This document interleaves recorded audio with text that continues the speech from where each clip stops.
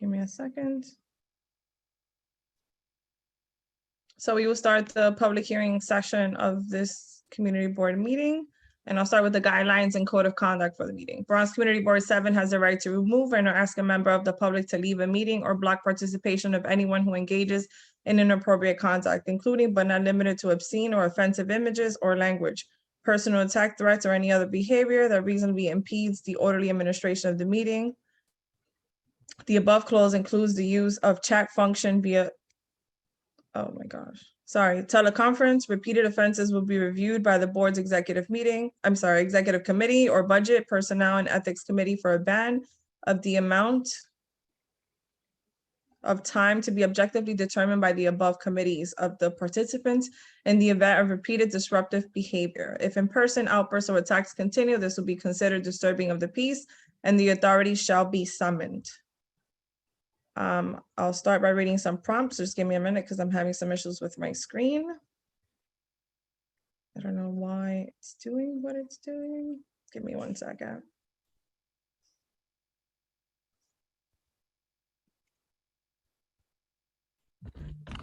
Bear with me here. Okay, here we go.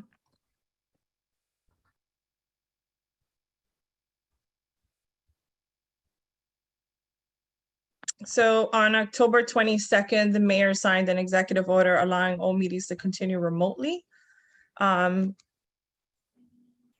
that has been extended on the 22nd for the next 30 days. We don't have exact dates or more information, but if there's someone here from the borough president's office, I'm sure that they'll share that. As we get updates on how long we can stay operating meetings remotely, we will let you know, but nothing has changed.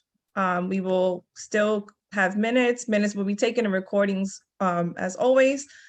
They will appear on our website within 2 weeks. While certain portions of the open meeting law are suspended, all other regulations regarding meeting notices, committee quorum, meeting minutes, and other video conferencing are still in place. Meeting notifications will still be sent via email through our marketing tool. Please continue to check your junk or spam folder. If at any point you see that we stop sending emails, which is not likely, we send many, as well as our social media sites, Instagram, Facebook, and Twitter. All outreach platforms would include web links for Zoom video and a conference call number. Bronx CB7 will continue to use Zoom, which can easily be downloaded to your desktop, mobile device, or opening a new browser. We'll be posting on YouTube for more accessibility to residents.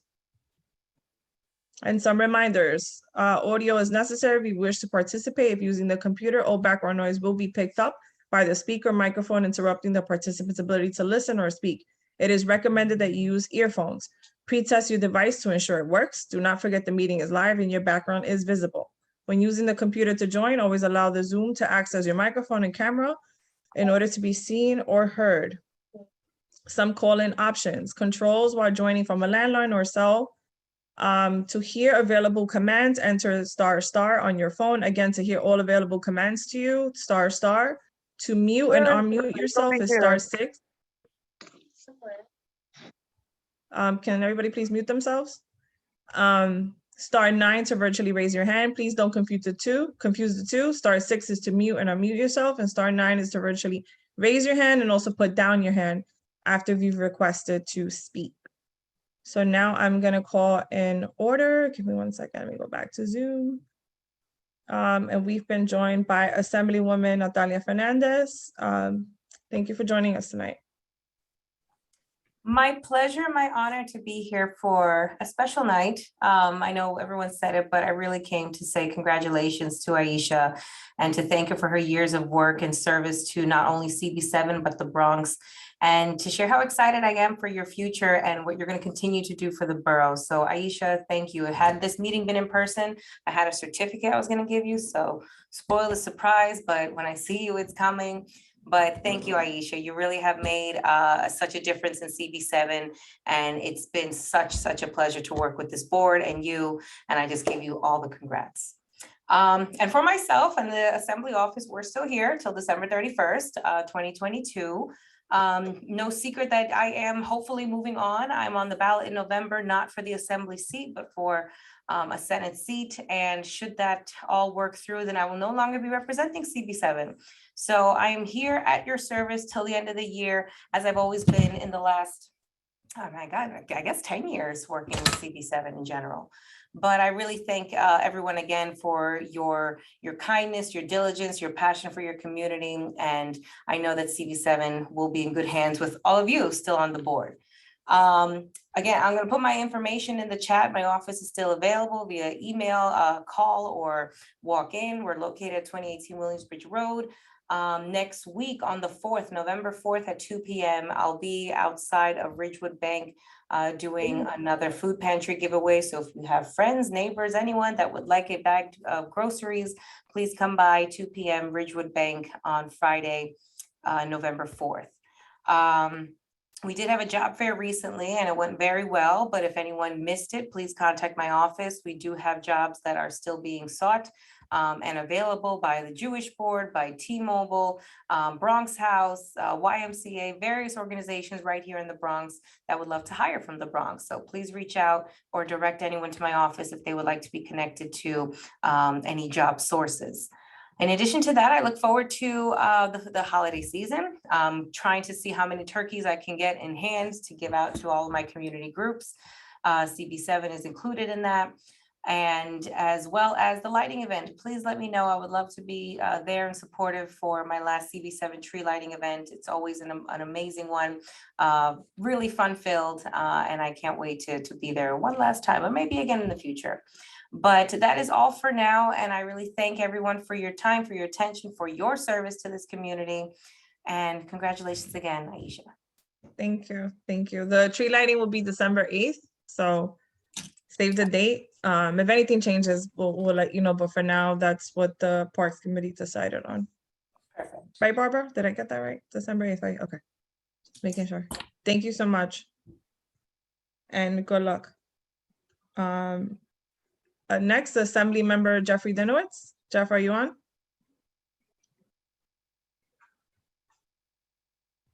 I think he'll be on shortly. Give me 1 second.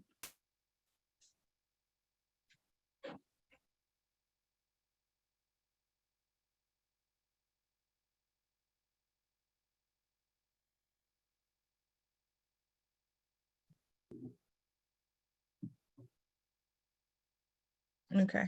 Ivan, I'm gonna move on to the fifth. Are there any other elected officials on that I missed? No? Okay, so we're gonna move on to the. Councilmember Dinowitz is hopping on in just a second. Okay. He's joining. It's taking a minute. Oh, Jeff is joining. I see it. Okay.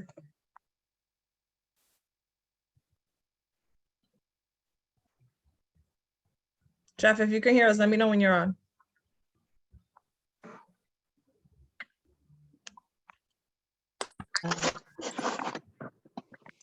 There you go. Are you ready for me? Absolutely. Oh, thank you so much. So good evening, everybody. I will be extremely brief because I know you have a very long agenda, but I first wanted to start out by congratulating Aisha on her new position, which I know she's starting on January 2nd. I am thrilled for her. I've known Aisha for so many years and I know how hard she works. So I can't think of anybody better suited for it. And that may be a loss for Community Board 7, but it is a huge gain for the Bronx. So Aisha, congratulations. I'm really happy for you. And thank you so much. You're very welcome. I'm just going to be quick, but while I'm congratulating, I believe soon-to-be State Senator Fernandez was just on. She's not our state senator yet. She's a state assemblywoman, but starting in January, she will be. I look forward to working with her, and I'm very confident that on November 8th, she will be elected by a landslide. Anyway, I just wanted to talk about one thing, and that's it, until something else comes into my head while I'm talking. I just wanted to urge everybody to go online and look at the wording for the various ballot initiatives that are on the ballot on November 8th. We have the Environmental Bond Act, which will bring in over $4 billion for important environmental programs, including in the Bronx, to fight climate change and do other things that we need to do. That's very important to carry out the legislation that we passed in 2019, landmark legislation, but we need money behind it, and this is part of that. So when you go to vote, proposal number 1 on the ballot is the Environmental Bond Act, and there were 3 other proposals on the ballot dealing with racial justice and really important issues that have been put forth by the city. If you look at the ballot, it won't give you all the details of the proposal. It just has like a very short synopsis of it. So go online, look at the wording, read it, and then you can make an informed decision as to what you need to do on those 4 proposals. And I look forward to working with all of you as usual in the coming months. And I said I would be brief, so that's it. I'm not going to talk about anything else tonight. I'll have lots of stuff to talk about at the next meeting. Again, Aisha, congratulations. We will miss you at these meetings. Thank you. I appreciate the good energy. I really do. Next is Councilmember Eric Dinowitz on. Yes, hello. Okay. I feel like I'm Okay. talking to a celebrity with your new position starting, I guess, January 1st, right? January 2nd, yeah. January 2nd. Well, I know it's been said many times, but congratulations. Of course, you. we'll miss you here on the board, but we know you're starting an incredible position there. So I look forward to seeing you in that role. Thank you. I'll be quick. Last night we had a public safety town hall with Deputy Mayor Philip Banks. He's in charge. He's the Deputy Mayor in charge of safety in New York City. It was a little over an hour long. I want to thank everyone who came out. I think it was a very robust discussion about public safety here in New York City and here in District 11. I think it was good. People submitted questions to the Deputy Mayor and was able to hear directly from your voices about some of the issues that we're concerned with. And we addressed everything from physical safety to catalytic converter theft to cameras going up to truck parking, all those things. So we'll be doing more events like that. If you have ideas for events that you'd like to see or topics you'd like to be covered at a town hall, send a message to my office. We'd love to work with you. And I encourage you to attend future events. If you sign up at ericdinowitz.nyc/newsletter, you could sign up for our newsletter and find out about all the events we're doing and lots of community news. And last, I just want to go over a few pieces of legislation.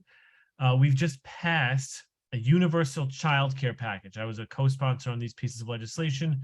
One creates an online website, a portal for all the childcare in the city. One creates a childcare advisory board that does assessments and studies on childcare in the city.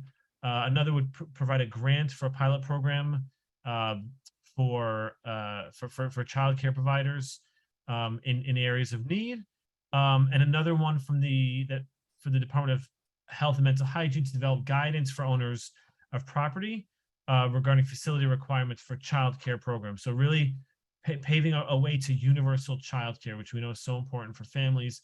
I think we often think about this in terms of parents and moms. In my experience as a teacher, all that is true. But I also had students, high school students, who would leave class early or stay home from school to take care of their little sibling, their little baby sibling. So I also know that in addition to the moms that we talk so much about, this is going to be really impactful for those high schoolers and middle schoolers who are doing the job of parents so that the parents can go to work. It's going to be really impactful for a lot of families in New York City. It's the first in the country. We're the first city in the country to do this. So it's really incredible. I've introduced a few bills recently. One is there are 2 311 bills. One would require an agency report card for feedback. So if you imagine a car is parked illegally, you dial 311, you call 311, you put it on your app. Very often you'll see, case closed, but that car is still parked in front of that hydrant or in front of that driveway or curb cut. This legislation would require that the 311 app have a feedback mechanism where you could go back and say, actually, my problem was not solved. The case should not be closed. So, it's one form of oversight, and the other bill would allow you to submit photo and video to be used for evidence for, I think, like housing and things like that. If there's something going on, you call 311 with a complaint, you can use now photo and video. That's the bill. The second is a bill for students with disabilities. A lot of students struggle with the transition from high school to college, and there's no real systemic mechanism to help students who have an IEP in up through 12th grade transition to college where they can't have an IEP, but they can have a 504 or other accommodations. So the bill would require the mayor's office of people with disabilities to coordinate between the Department of Education and CUNY to have disability status at the request of the student seamlessly transition, so that CUNY could then usher them to the Office of Student Disabilities and assist that student with the accommodations or supports that they need. And lastly, I'm introducing 2 more bills at the upcoming stated on the 27th. One has to do with student enrollment and projections of student enrollment. A lot of the budgetary problems we saw at our schools and excessing we saw in many cases resulted not necessarily from budgets being cut, but from poor DOE projections or what looks like poor DOE projections. So this bill would require the DOE to have better data and publish that data on how accurate their projections were. And the other deals with hate crimes and the reporting of hate crimes to elected officials and to community boards, that anytime a hate crime occurs in a community, it gets reported regardless of whether it is physically violent or not. That's my quick report. Lots of stuff going on. I want to thank you all for hopping on and for listening. Thank you. Thank you. Councilmember, I wanted to share that that's been a big issue here when we get 301 complaints. Well, the response is usually this was closed, it hasn't happened. I know Serial specifically mentions that to us all the time, so I'm sure that he's happy to hear this. If you could share the outcome of that bill, is it still in committee? Did it pass? We've been working with the committee legislature to introduce. We're working with the committee chair to introduce a package of 311 bills, 2 or 3 of which would be mine, because I'm currently drafting a third 311 bill. So that's in the draft stage, but there's a few other that's kind of in the works in the city council. So the chair wants to do a package, but right now the only data we have is anecdotal. Is they call the community board and complain, or they call my office, or it's on Twitter, or there's a news article about it. There's no comprehensive data about it. This would provide for that and allow for that oversight. So we can really get in and start to address some of the problems that we're seeing. You know, whether it's about parking or, you know, garbage removal, whatever you call 311 for. So it should be effective there. No, thank you. That's particularly We'll important. obviously keep you updated as it progresses. No, thank you. And that's particularly important to us because community boards are like a live 311, right? So it's very hard for us to function if that feature isn't there. So we appreciate the intention and hopefully all goes well and that package gets fully picked up in the council. The other thing I did want to mention, Adam, maybe Leodis can follow up with you in terms of the seats in the schools. I know our education committee is very interested in conversations like that, considering we've had an influx in development over the last few years, and the amount of seats that we're getting obviously are not comparable to the influx. So Adam, if we'll connect you with Leodis, our education chair, maybe you can come and share some of the bill with the committee, and maybe the committee can support it with a letter. You know, be happy to do so. I think that's important. I would be happy to support you guys on that, and I will throw my council email into the chat so you have that handy. I'd be happy to have this conversation with you all. Okay, awesome. Thank you. Leodis, if you want to just say hello real quick so they can see who you are, the education committee chair. Hello, hello. Hey, good to see you again. We met a few times at some events. Yes. I do want to mention one other thing is we're dealing with issues now. We just had a hearing about it. Early childhood centers, the community-based organizations that provide 3K, 4K childcare. A lot of them are facing issues with getting paid by the Department of Education. So if you're aware of a child, if this is happening to one of your childcare centers, your CBOs, please let me know. I'd really love to talk to the director of those schools and get some more information and see how we could be helpful in that regard, because the schools around the city are not getting paid, and it's just unacceptable that these schools that are providing care for our children are not getting paid in a timely fashion, if at all. So we're working to address it with some of the schools in the district that reach out. So if you are involved in a school like that, please reach out to my office if you're struggling with that. I see we have one, Ms. Medina is a director. please reach out to my office and we'll talk offline about it. And she's also a board member. So yeah. Yeah. Thank you. Thank you, Eric, for such Thank you. insightful information.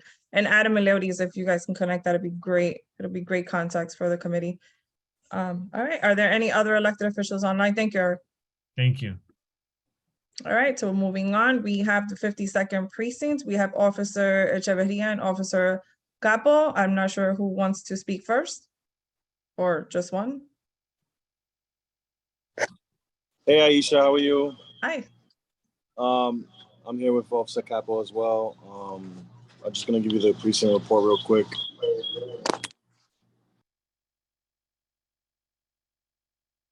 Sorry, we have some echoing going on. So as far as the precinct, we've been doing really well. Like I've said in previous meetings, for the 28-day period, 156 index crimes compared to last year, 156 index crimes. So there's been no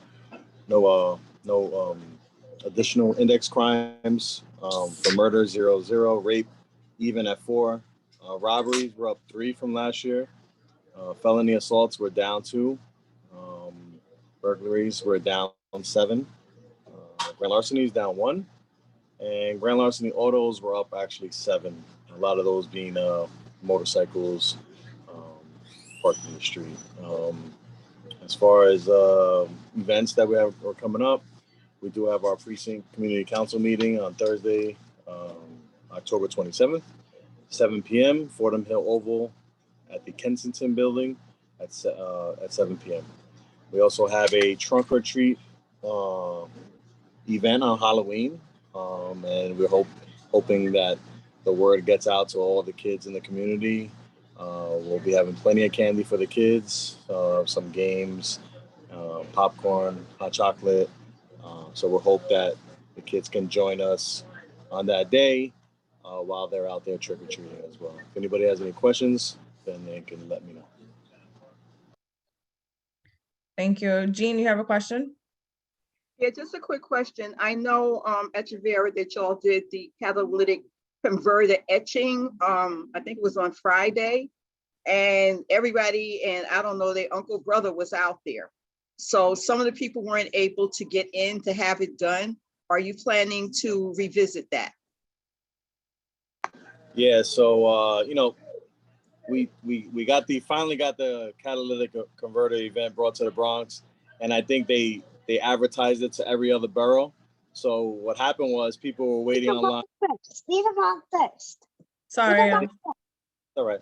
I think the line was backed up all the way to Pelham Parkway. I know some family members were trying, and they were turning people away around 1 o'clock. So really, we're going to try to plan again to do something. My hope is to get something for the 52nd precinct.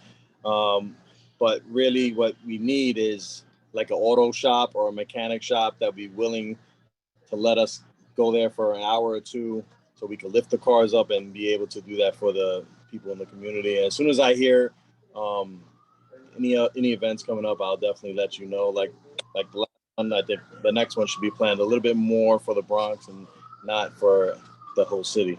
So I'll let you know.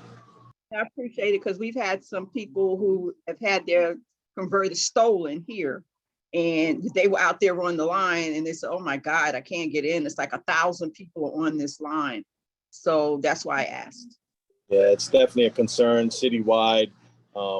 We've had a few catalytic converters taken here in the Bronx. Queens seems to be the borough that gets hit the most.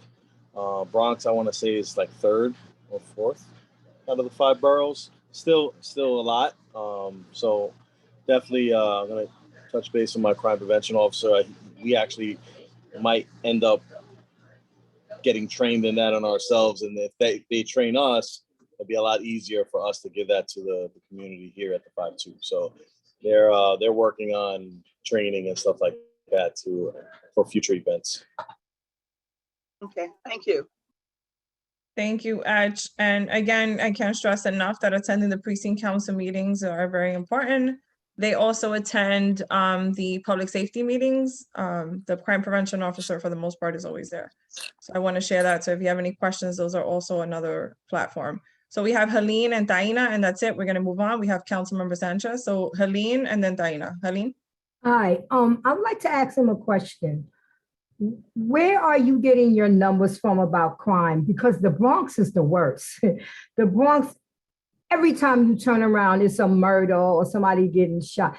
And you say crimes is 0, 0. Well, what part of the Bronx are you talking about? Or where are you talking about? Because the Bronx is the worst for Yes. crime. The Bronx is the worst for murders. The Bronx is the worst for shootings. So where are you getting these numbers back 0, 0, 0? Okay, so just to answer your question, and maybe I wasn't clear when I read the 28-day period is only for the 52nd precinct. It is not in regards to other precincts. So in the 52nd precinct, there's been 0 murders compared to 0 murders. Typically, when we have Reported, right? The ones that's reported. well, the murders that are reported, yes, in the 52nd are 0 for 28 days. So typically at the general board meetings, you know, this is public information, NewYorkCity.gov. You could type in 5-2 precinct statistics and keep an eye on it. Like I said, we had 156 index crimes last year, and we have 156 index crimes this year. So the 0 is a 0 in percentage of rise in percentage. That doesn't mean there's no crime. Obviously, there still is crime, but we are even to last year. You know, and one of the things that the inspector is really, really proud of is that out of the Bronx, we are one of the few commands that are actually going down in crime. All right. So we know it's crazy in the Bronx. We know a lot of things are going on in the Bronx, but the things that we're doing here in the 52nd precinct to keep the community safe are working. And we're very proud of that. And we're going to keep continuing to do the best we can to keep those numbers the same way. Okay. I'm gonna look at the numbers because the Bronx, everybody that I talk to want to leave the Bronx. The Bronx is the worst. Okay. Again, I encourage everyone to participate at the precinct council meetings or attend the public safety meeting. I think that that's a better opportunity to get the information you need, or even speak to the officer offline. Officer, if you can reshare your contact, he's always readily available to share any information. Diana? Just a quick question. So I know that the public records are out and they have the statistics and things like that. I have not seen by any chance, correct me if I'm wrong, according to delinquent crimes, are there any statistics about delinquent crimes and how often that has happened in the Bronx, or is that something that is not counted? You say delinquent, are you talking about juvenile crimes? Yes, correct. We don't really have anything that I mean, I'm sure there's something that you know, keeps track of juvenile crimes that are going on within the borough. A lot of that stuff is not public information. Obviously, a lot of the juvenile crimes, we're unable to give information in regards to what they've done or what they haven't done because of their age. But that's not something you'll find online. You can definitely, you know, that if you attend our meeting, like Aisha said, you could bring that up to our commander, and I'll give him the heads up and see if we can find out if there is something that we can give out to the public. Obviously, we know to raise the age a while back. You know, a lot of the juveniles are now being, you know, the age is 18 now, like most states in the United States. So there is you know, obviously the numbers are going to go up a little bit compared to what they used to be because the age is raised, right? But you know, we have 4 youth officers here at the precinct that work really hard to keep track of the juveniles that are, you know, in danger of you know, going down the wrong path. And we try to hold these events when we can to talk to them and make sure that they make the right decisions. Okay, perfect. Thank you so much. And can you remind me when the meeting is one more time, please? So I'll put it in the chat. It's going to be on Thursday, October 27th, Fordham Hill Oval at 7 p.m. Thank you so much. Thank you. We also share, what we're going to start doing is probably adding it to the calendar. We try not to have meetings on that date. I know this month we are, and that's for obvious reasons with our capital and expense. We're pressed for time there, but we try not to host meetings on that date for that reason, to encourage people on the community board to attend. All right, moving on, we have Councilmember Pierina. Thank you, officer, for your hard work, dedication, and time. So I don't want to, I'd be remiss if I don't say that. Thank you for joining. Thank you. And Councilmember Pierina Sanchez. Hello, hi everybody. I'm actually driving, but just wanted to make sure not to miss the updates this month. But since I got on the hot seat and Aisha called me, the first thing I want to say is just congratulations, Aisha. It's incredible and well deserved. Our next Bronx County Clerk is gonna come right out of CD7, right out of our community. That's something to really be proud of. I just want to say my deep congratulations, because you the bomb. It's horrible news for us, but it's amazing news for the Bronx. So we'll miss you and look forward to these last few weeks that we get you. So Thank you. just of course, so proud of you, so excited for you. And so hi everybody, long time. I am getting off maternity leave. The baby is now 2.5 months old. That is not enough time, as you all know, but the district needs us, and I'm glad to be coming back, and I'm glad to be coming back into such great partners. I also want to shout out the 52nd precinct. What Officer Echevarria said is just so true. The 52nd precinct is doing incredible work. It's really, we should count ourselves as lucky. I have the 14th district, which is almost split half and half with the 52nd and the 46th. We have a little bit of the 44th and a little bit of the 51st, but really my two big precincts are the 52nd and the 46th. And it's just, kind of like a fresh, like a deep breath that I get to take about the 52nd because of the great work they're doing. I'm sure you can hear the baby in the background, so I'll be quick so that I will hear him and not you all while he's crying, but just a couple of things.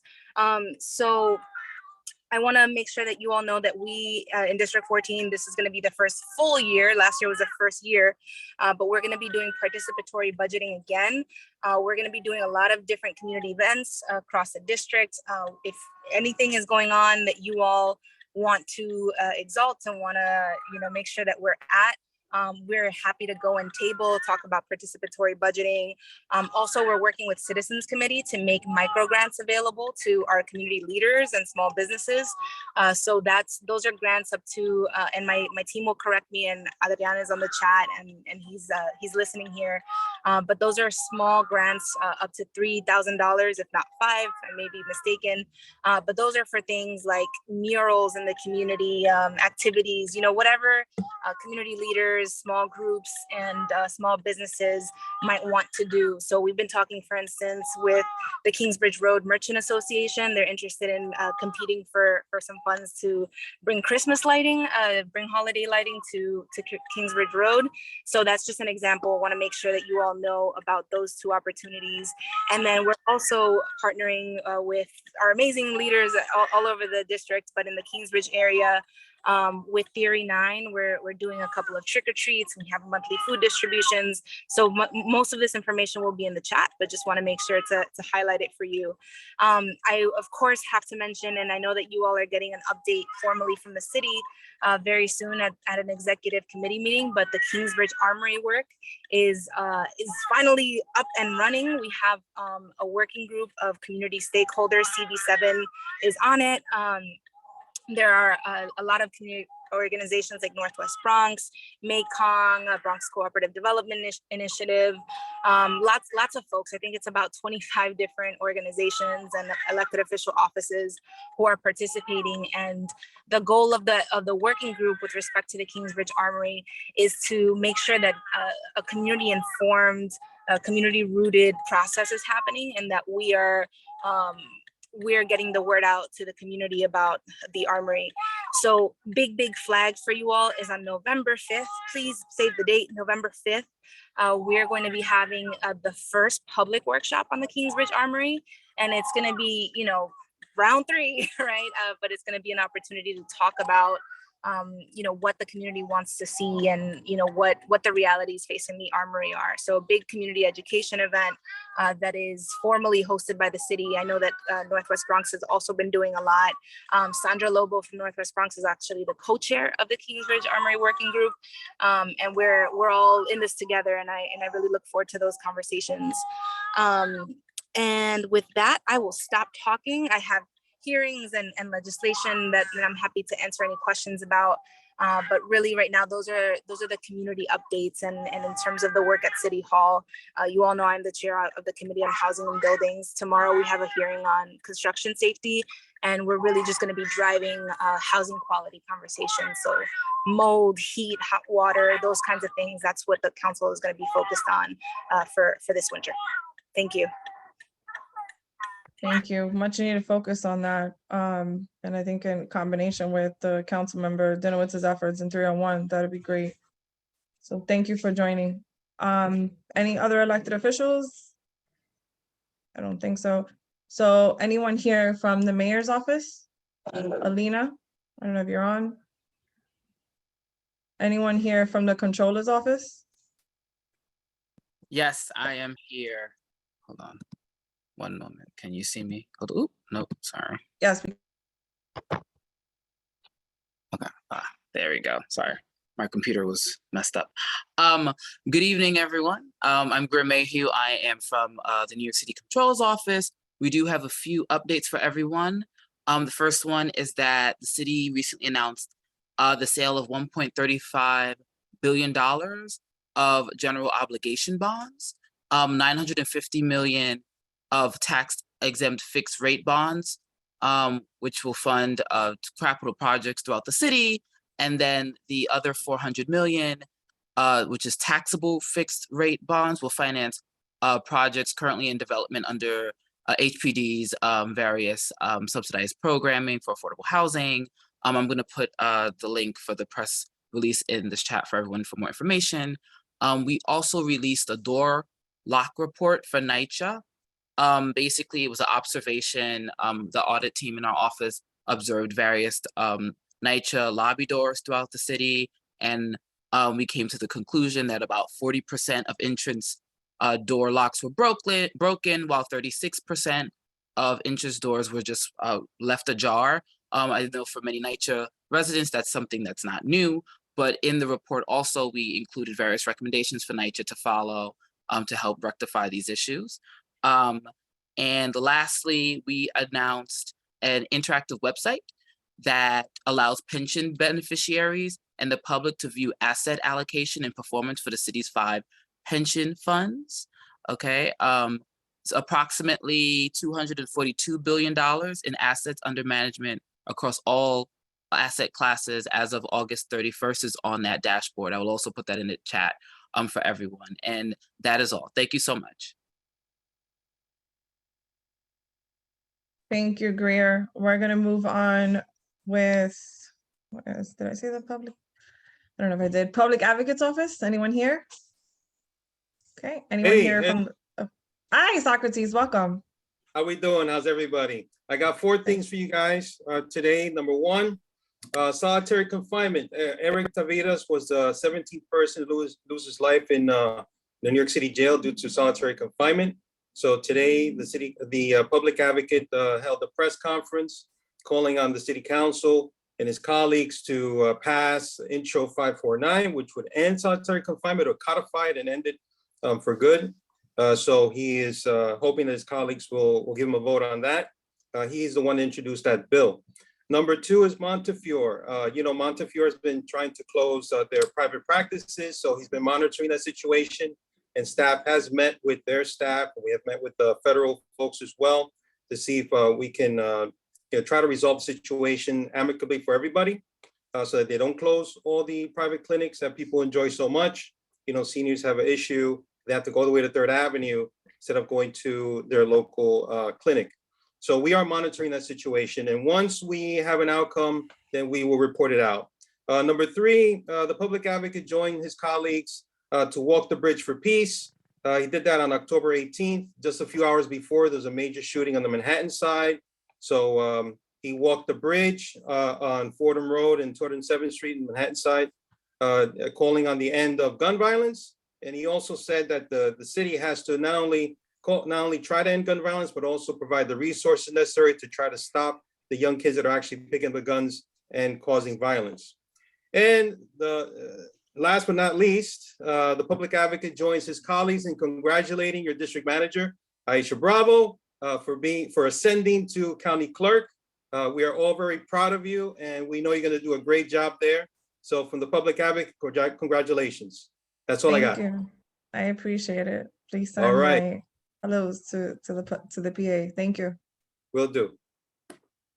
All right. Anyone here from the Bronx Borough President's Office? Tom, Ishmael, anybody? Hi, Aisha. It's Alexis. Good evening, Alexis. everyone. I hope that you're all doing well. The Borough President's newsletter has been sent out. If you haven't received it, please write that in the chat. I want to take this time to congratulate Aisha. We're sad to see you go in community boards, but that means you're closer to us in the office. So congratulations again. And I wanted to bring up the executive order from the mayor's office. So that was extended for another 30 days. I know that you had some questions about that. So I'll be here for the remainder of the meeting if you guys have any additional questions about that. And if you have not already signed the EEO form for new board members, please do so and send that via email. Thank you so much. Thank you, Alexis. Is there anyone here from the District Attorney's Office? I believe we have a new representative, Robin, right? Robin, are you with us? Anyone here from the Hi, District good Attorney's Office? evening. Oh, hi, welcome. Welcome. How are you? Good Good. evening. My name is Robin. I'm from the Bronx District Attorney's Office. I'm the Community Engagement Coordinator. Nice to meet everyone. We don't have any updates today, but I left my information in the chat if there's any questions. Thank you, Robin, for joining us. Victor or Samantha, if you can send her a separate message, it'd be nice to invite her to do a meet and greet at the Public Safety Committee as well. Yep. We'll do so, Aisha. All right, awesome. Thank you for that. Moving on to our state senators. I'm sorry, our congressional members. Anyone here from Congressman Adriano Espaillat's office? Anyone here from Congressman Richie Torres's office? Okay. Anyone here from New York State Senators Gustavo Rivera's office? Hi, I'm here. Hi, everyone. My name's Sadi. I know you're usually see Rachel here. I will be the new community affairs representative for CB7. So I just want to say I think congratulations are in order from Shisha Bravo. I would like to share a couple of updates. So we will be having NICA that provides tenant services office hours on November 10th. They assist with tenant landlord issues, repairs and rental arrears, evictions, and housing court cases. So should you know anyone or yourself are experiencing any of these, please feel free to reach out to our office. You can contact our office at 718-933-2034. And that is pretty much it. Thank you very much. I'll leave my contact information in the chat. Thank you. How do you say your name, Mr. Ray? Is that how you say it? No, Sadi. Sadi, I'm sorry about that. Sadi, welcome to Community Board 7. Next, do we have anyone from State Senator Jamal Bailey? Do we have anyone from State Senator Biaggi's office? Yes. I know some of these lines are going to change and the reps are going to change as well, but just Tyler, welcome. Thank you for joining every meeting. I appreciate you. Thank you for having me again. Aisha, big congratulations to you. Thank you. Mine will be super quick too. So our last time I spoke, I mentioned an annual food and health empowerment fair for the November harvest season. That's the free turkeys and the free produce and such. It's planned for November 19th at the moment, but again, we're still working on the flyers and finalizing the details. Those flyers will be sent out to you when they're ready. And that's it. So constituent services are still open. I'll drop the information in the chat and that's it. Have a good night, everyone. Thank you, Tyler. Anyone here from Assemblywoman Judelka Tapia's office? Assembly Member Jose Rivera's office? Is there anyone that would like to add anything for Assemblywoman Fernandez's office? Anyone that would like to add anything for Assembly Member Jeffrey Dinowitz's office? Make sure I cover all my bases. Both council members spoke. Are there any staffer from any council member's office that would like to add anything? Yeah, really quick. Okay. Hey, Adrian. Hey, everyone. Words, Adrian, words. Good seeing y'all again. This is Adrian from Councilmember Sanchez's office. Just wanted to flag that I will be sending over information for the upcoming events. And if y'all have any questions, definitely don't hesitate to reach out to our office and I'll resend all of that info as well. Thank you so much. You kind of paused there. Did you say everything you wanted to say? I believe so. Okay, Not sure where we sorry, cut yeah. off. So Yeah, my yeah, cut apologies. off But a yeah, bit. I'll send the info again. Okay, great. Yeah. And also be sure to send it to the office. That way we can share it in a distribution list outside of the chat. Jade and Carter, if you just drop your emails in there as well, so we can receive that information. Anyone here from Council Member Oswald Felice's office? Okay, I believe I called any elected officials. Anyone I missed? Okay, because I do this off memory. All right, so we'll be moving on to our sign-up session. We have Henry Morgan from NYC Service. Henry, are you on with us? Okay. Robert McCool from Neighborhood Helping Neighborhoods or Neighbors Helping Neighbors. Robert, are you on? Hi, I'm on. Can you hear me? Yes, welcome. Hi.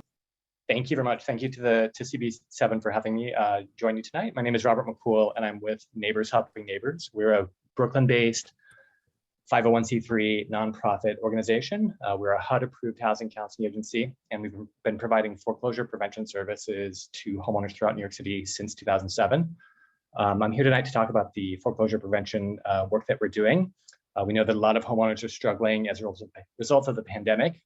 And so we're offering help with loan modifications, help catching up on property tax and water arrears, help accessing repair funds.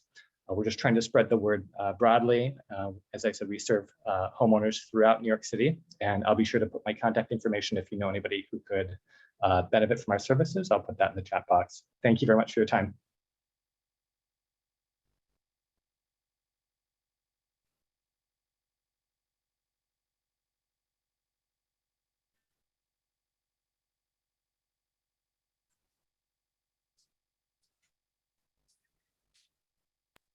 Oh, I'm so sorry. I thought I was talking this whole time. Thank you, Robert. If you have any documents you wish us to share, please feel free to email it to the office. I apologize for that. Next, we have Cirio Garino. Good evening, everyone. My major complaint is how did the community get cut down to 1 minute?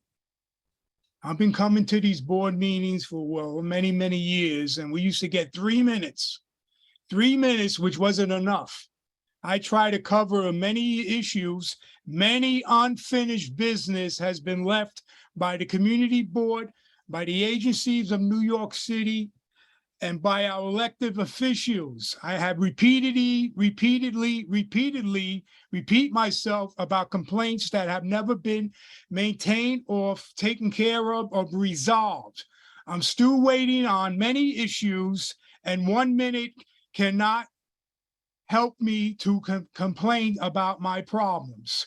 I'm still waiting for the DeWitt Clinton pool to be up and running. I'm still waiting for all the trees from 5 to 7 years ago to be cut down and replaced in Norwood and Bedford Park. I am still waiting for. My time is up. Sarah, you can finish your statement. We're not going to cut you off. We just have time constraints, and this has been this way for the last few years. That would be greatly unfair to all my other people who are not elected officials who should really be here to listen to our complaints instead of saying what's been happening and then disappearing real quickly, or the elected officials who never show, who we only see when it's time to vote them in. So we still have a lot of their staff online. I'm sure that you mentioned several areas. in the district that are covered by either the council members or the assembly members that are still on. So I'm sure that they'll be happy to reach out to you. Sylvia, if you could just put your email in the chat, that way they can reach out to you.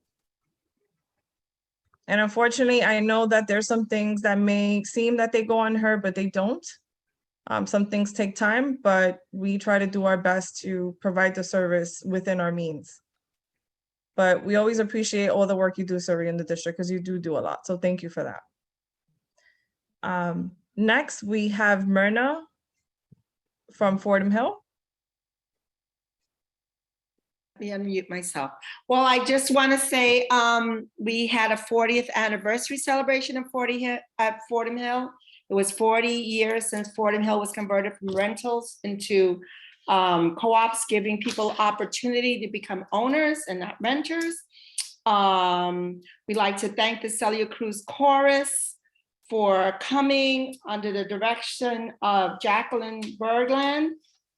They did an amazing job for us, and we had the opportunity to honor Dr. Fernando Cabrera, Assemblyman Jose Rivera, and E.T. Williams, who had the vision to convert us to a co-op. I'd also really like to thank the elected officials who attended. I might run out of time here. Governor Kathy Hochul honored us for her presence. Mayor Eric Adams came and spoke so well. Our very own borough president, Vanessa Gibson, who honored Fordham Hill with a proclamation. Our councilwoman, Pierina Sanchez, State Senator Robert Jackson, George Alvarez, who is running for assembly, who should get elected. We also had two candidates, one U.S. Senator, one running for U.S. Senator Joe Pinion, and candidate for Lieutenant Governor Allison Esposito. And we want to deeply thank the 5-2 precinct for attending. Inspector Alps was able to address the people too. It was a wonderful time, and it's just a reminder that when people own things, they feel ownership, they feel part of the community, and Fordham Hill is one of those complexes that is really important to the community, and the mayor had an opportunity to see that, and he was very impressed. So we thank all that were able to attend, and we look forward to 40 more years at Fordham Hill Owners Corporation. Thank you very much, and sorry to overtime. Thank you, and congratulations to the board on the anniversary. Thank you for sharing, Myrna. Okay, you're welcome. Bye. Next, we have Gemily Perez. I'm sorry if I mispronounced your name. Yes, hi. This is a very first time for me to honestly attend these kind of board meetings. And I'm thankful that I did. I'm glad to hear everybody's contributions, because in the community, it's good to know everybody can speak about their concerns. And at this moment, my concern would just be about, I guess, the allocations of resources for recently arrived immigrants. I would like to learn more about this, about what is being done. And I do just want to continue to say thank you to everybody and their support, and the 52nd precinct as well, which I'm near, and I'm grateful for all of the support that they are doing, and everyone else. So thank you. Thank you for the good energy. I'm going to defer to our Health and Human Services Chair. Michelle, if you can share with her the link you shared earlier this week, as well as any other resources, which I know that this is something that you're working on as well. So generally, our Health and Human Services Chair, her name is Michelle Avila. So I'm sure she'll send you a direct message, as well as you can reach out to our office. And we'll be happy to assist you. Thank you. To get information on services being provided to the migrants. Next, we have Jane Addison from the Mashula Library. Jane.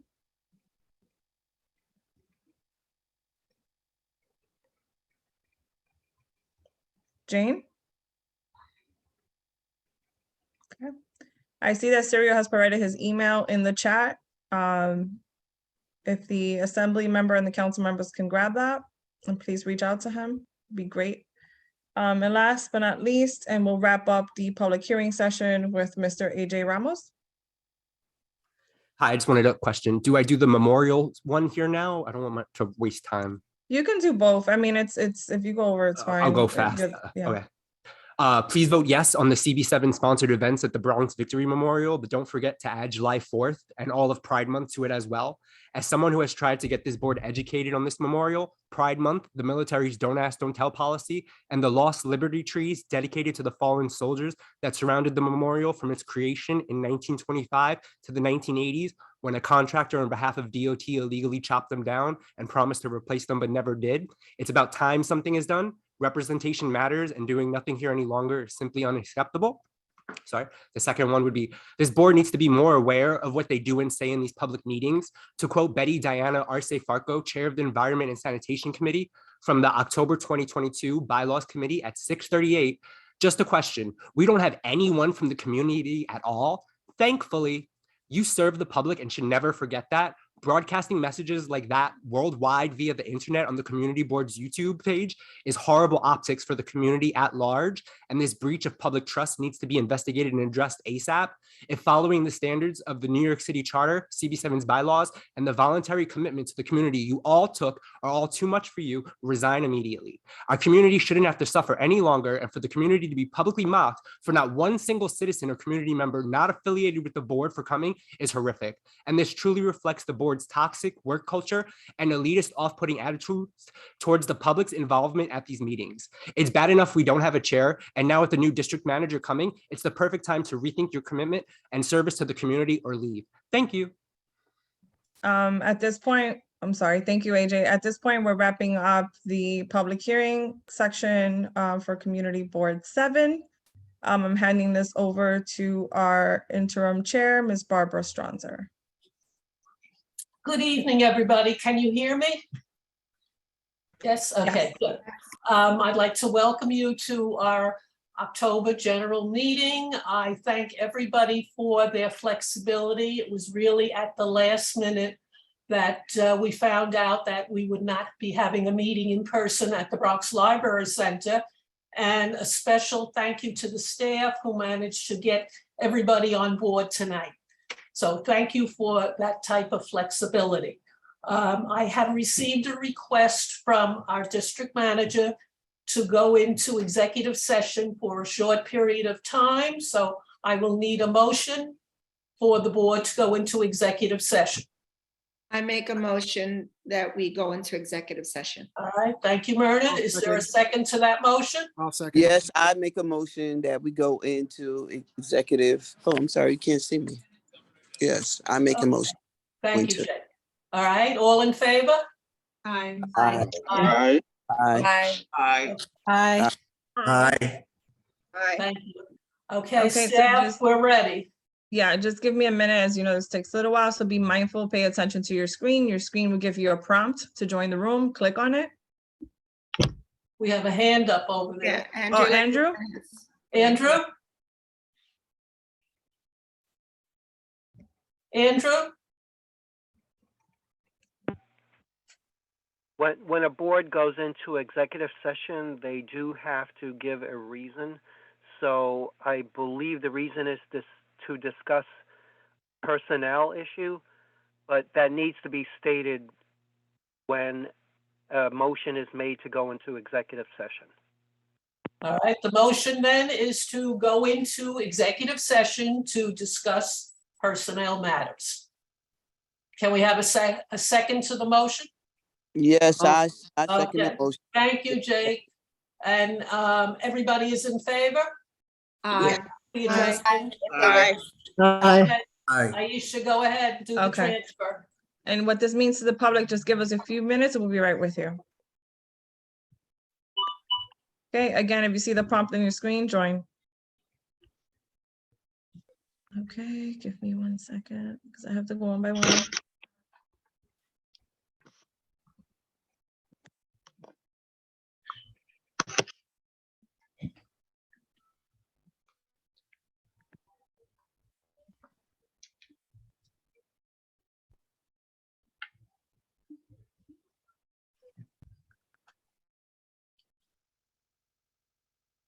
Are you getting it? Do you see it on your screens? Okay, you are getting it. Okay. I just see mute. Yeah, no, it's doing some weird stuff right now. I'm trying to do it as best as possible. I don't see anything I yet. see it. Yeah, I know it's not see. letting me do it the way I usually do it, so just be a little patient with me. But you will. It says Bronx CB7 is inviting you to join room 1. Yeah, join. Yeah. Just be a little patient with me, please. Because like when someone goes into a room, it changes my screen, so I have to keep going back. Okay.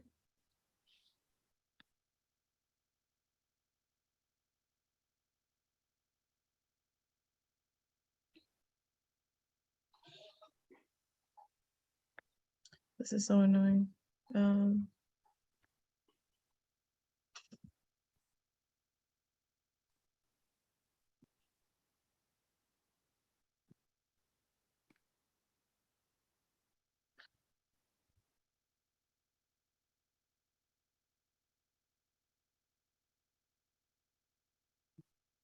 Give me a sec.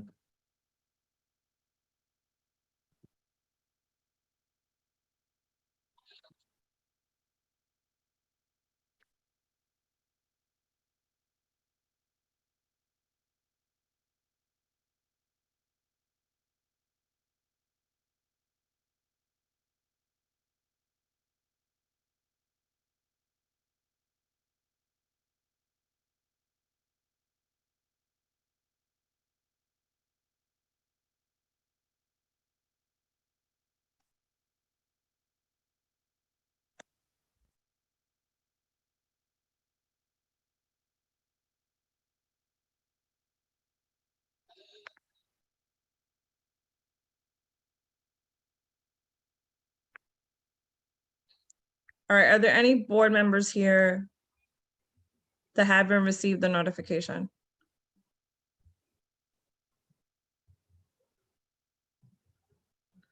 Councilmember Dinowitz and Councilmember Sanchez, you are always welcome at executive sessions. If you want to join, let me know now. As you are ex officio members. Yes, I would love to join. Okay. Thank you. Councilmember Dinowitz, let me know.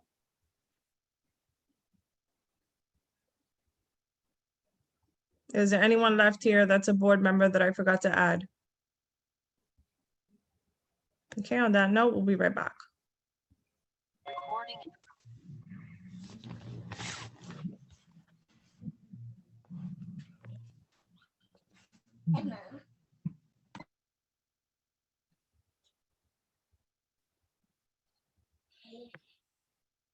Oh boy, it's not letting me add myself. This is great.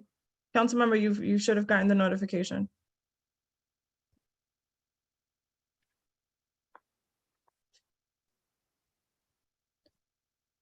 Give me 1 second.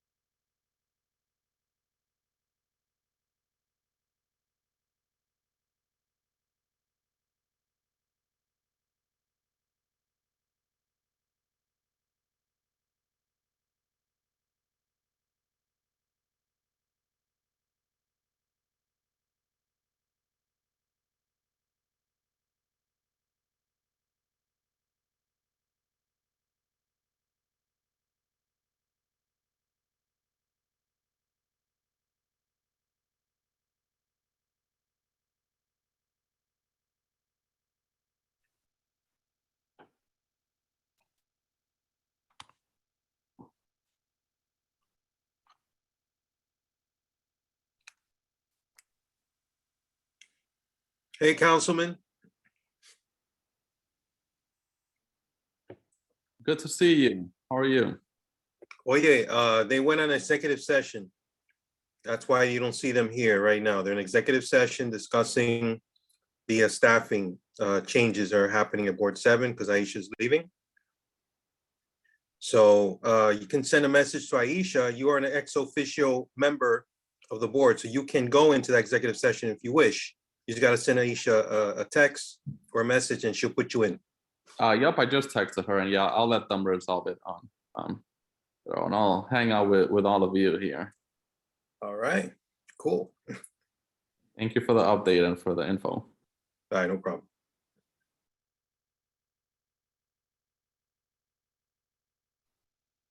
And hello, everybody. Good to see you all. Good evening, Councilman. This is Cyril Guarino here from Guarinos Against Graffiti. Did our congressman reach out to you about the graffiti problem that he was having in our districts? Yes. Yep.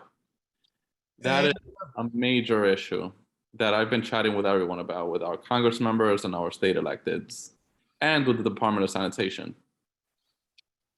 And he said that we were gonna get together and have a meeting where we can discuss some kind of a game plan to eliminate a major portion of the graffiti. And I was wondering if, I know the elections have been happening or anything, but I was wondering if anything is gonna come up in the near future so I can be prepared. He said that your office is gonna reach out to me. Yeah, we're in the process of doing a lot on that issue, including, making sure that we're funding the people that do graffiti removal, the programs, whether it's the nonprofits, and also making sure that the Department of Sanitation is giving that priority. But also, some legislation that I hope to work on with colleagues on spray paints. So we'll reach out. I have your information. Okay, thank you for your input. Yep, anytime.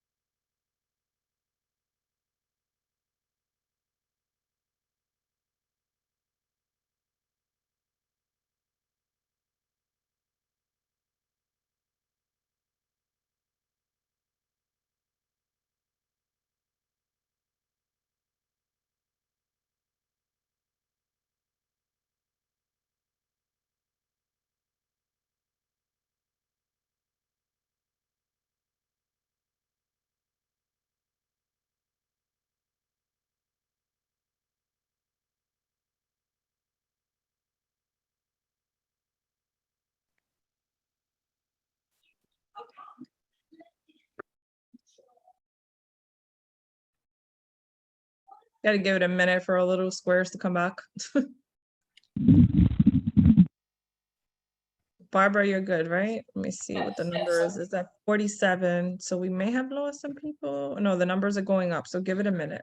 Okay, Yeah, they're still going up. 51. Yeah, they're going up. So you may want to give it a minute. I don't know how perfect it is to travel through Zoom.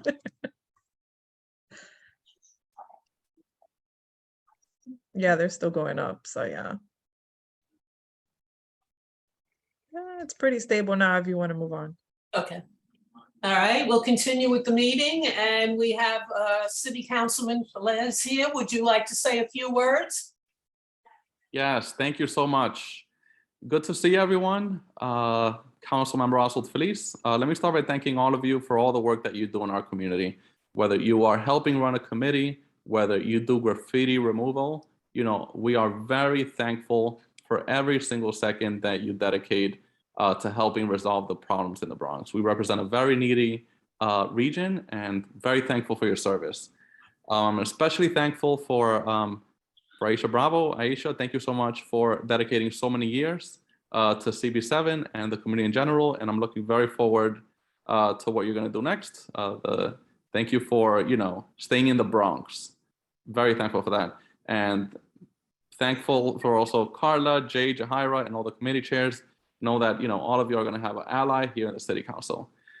Briefly, I know it's 8:11, so I'll be brief with the updates. Legislative updates. Earlier this year, we were able to pass self-close fire safety laws, specifically on the issue of space heaters and self-closing doors. Recently, I introduced additional fire safety legislation. We've seen a lot of fires caused by e-bikes, and not by all e-bikes or not all e-bike batteries, but specifically by batteries that are not certified. These e-bikes, we've seen them explode literally when people are riding them. We've seen them explode when people crash into a car, and we've seen them cause explosions even in apartments when they're being charged and they overheat. So it's a big problem. We introduced legislation on that in hopes of, you know, preventing further tragedies. Also, on the issue of safety, we've been working very closely with the Fordham Road bid. We've heard about a lot of safety concerns on Fordham Road, specifically the theft issue and also threats to employees. So we're working with the NYPD, we're working with the mayor, working specifically on creating a task force dedicated to Fordham Road in hopes that, you know, we could help resolve that safety problem. You know, if workers aren't safe in their jobs and if businesses can't survive, you know, we're going to lose Fordham Road, and we cannot allow that to happen. So we're working on that. Also, last year, a few months ago, I talked about some of the money that I was able to bring to this to our district and schools. That includes PS 54, getting a brand new playground in the back, about $2 million, and also getting cameras as well due to security issues there. We also talked about Hope Park, which I know the Parks Department recently presented their design, and I know the community board approved it.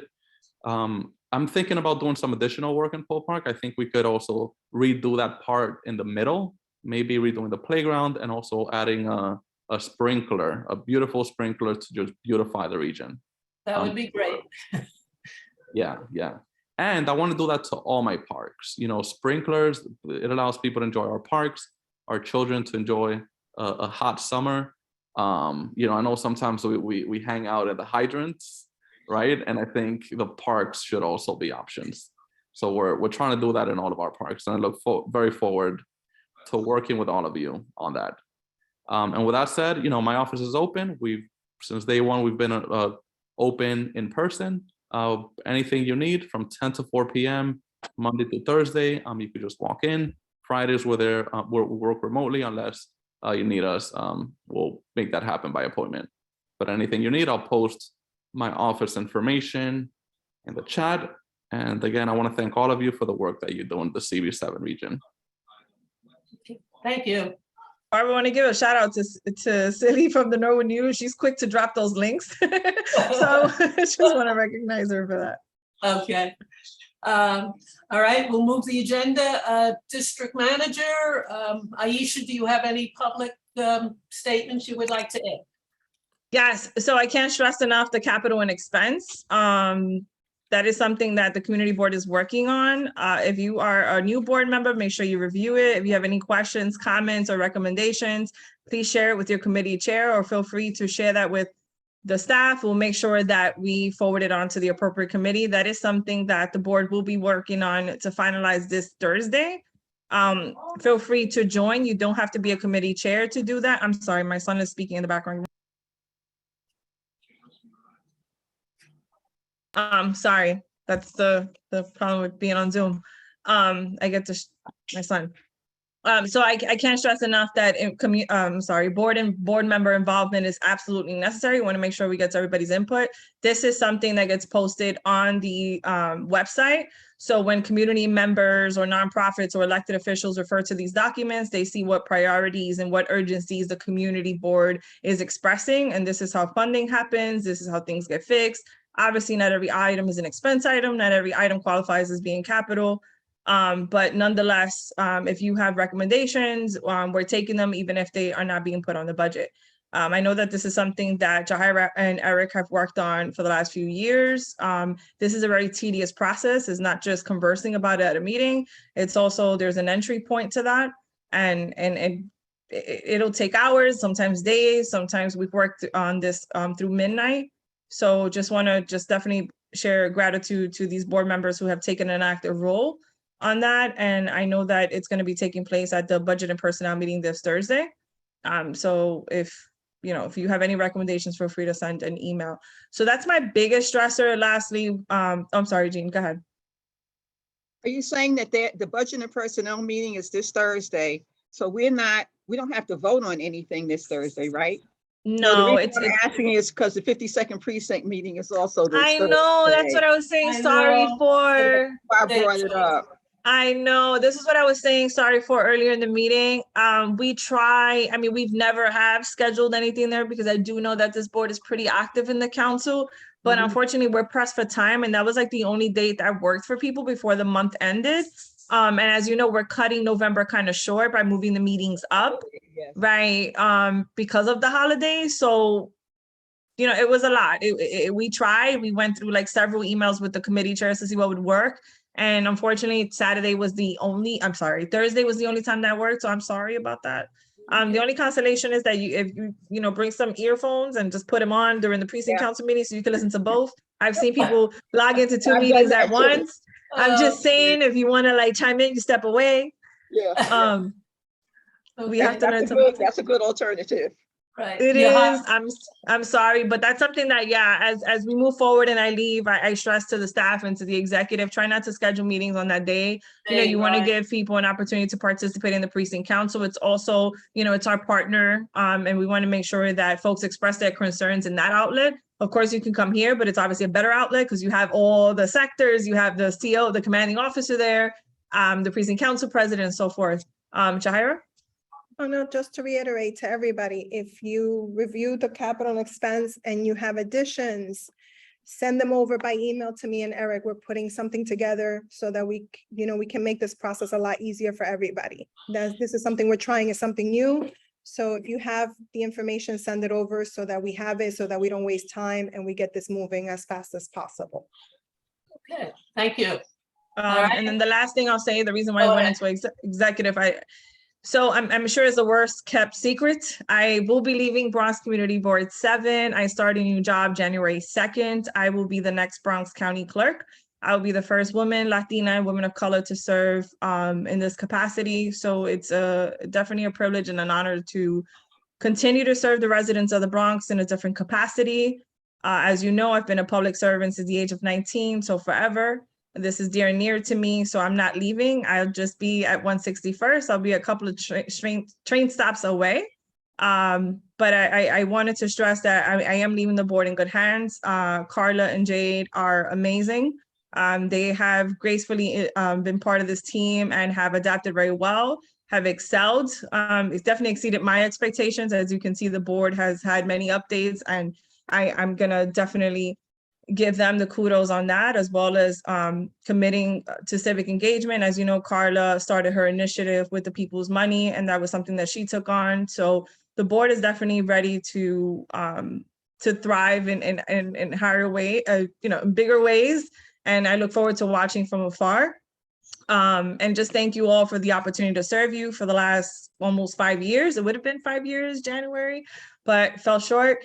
It's definitely been a privilege to have been a board member first, and definitely the district manager in a place where I was born and raised, and have served with you all and working with the community. And again, I won't be far. I'll be helpful whenever I can. And I just wanted to express my gratitude, but I'm not leaving just yet. I will be here for the next general board meeting. At that point, I will share final dates and goodbyes. And again, thank you for the wishes throughout the meeting. And I look forward to working with you all in a different capacity again. Thank you. Thank you. And we will see you next month, hopefully, at our November meeting. Yes. Yes, Okay, and I good. will share final dates and goodbyes and thank yous then. Okay, very good. All right.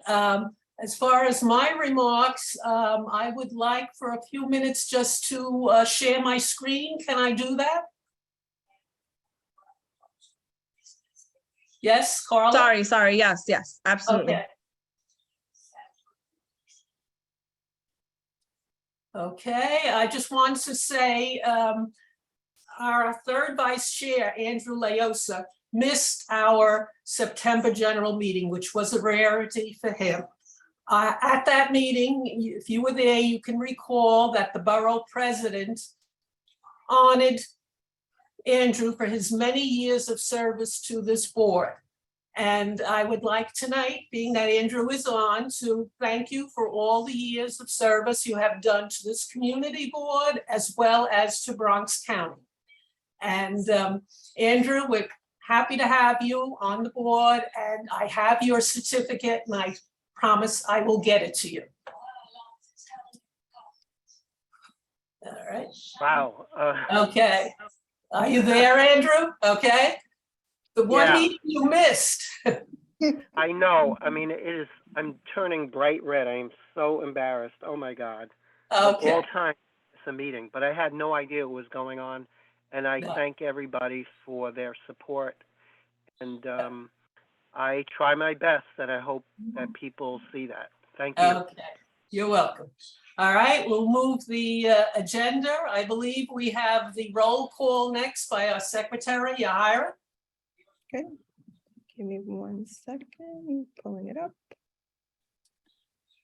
Okay, so this is the attendance for the general board meeting of October 25th, 2020. And I'm gonna say everybody's name. If you don't hear me, just let me finish the roll call and then I'll come back. Because it'll just be a lot easier instead of interrupting, because it'll cause mix-ups. So here we go.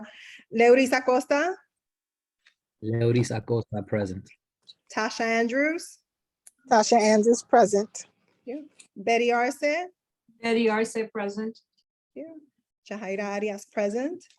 Emanuela Samua. Emanuela Samoa, present. Thank you. Eric Asensio. Eric Asensio, present. Michelle Avila. Michelle Avila, present. Thank you. Toby Buford. Toby Buford, present. Thank you. Myrna Calderon. Myrna Calderon, present. Ruth Caraballo. Ruth Caraballo, present. Thank you. Manjur Sharhuri. Manjur Chaudhary, present. Thank you. Sandra Erickson. Sandra Erickson is present. Thank you. Nora Fury. Nora Fury, present. Thank you. Hugo Gonzalez. Hugo Gonzalez, present. Thank you. Alfred Grant. Alfred Grant, present. Thank you. Lowell Green. Lowell Green is present. Thank you. Danielle Herbert Guggenheim. I know she was on earlier. Helene Hartman Kanowski. Helene Hartman Katnowski, present. Thank you. Jean Hill. Jean Hill, present. Thank you. Mama Bourjewel. Mababu Joel, present. Thank you. Andrew Leosa. Andrew Leosa, present. Thank you. Rosalie Leslie.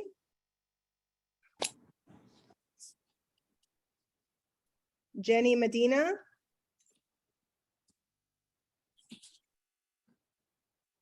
Amira Mustafa's on leave.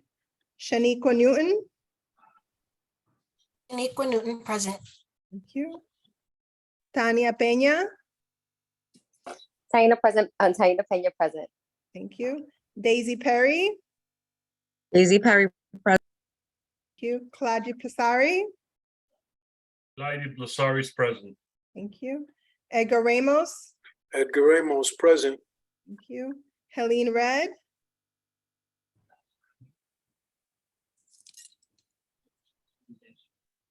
Nicole Richardson. Janelle Robinson. Janelle Robinson, present. Did you hear me, Yahaira said I was present? Oh, no, I didn't hear you. That's Helene? Audio from the MLT meeting that I wanted to share, as it has been up on NYC for yourself. Helene, is that you? I'll come back. Chad Royer. Chad Royer, present. Thank you. Victor Saldaña. Victor Saldaña, present. Thank you. Maharani Subajan. Maharani Sibajan, present. Thank you. Carlos Sosa. Carlos Sosa, present. Thank you. Samantha Subatis. Samantha Subasa is present. Thank you. Barbara Stronser. Barbara Stronser is present. Thank you. Gwendolyn Thomas Steed.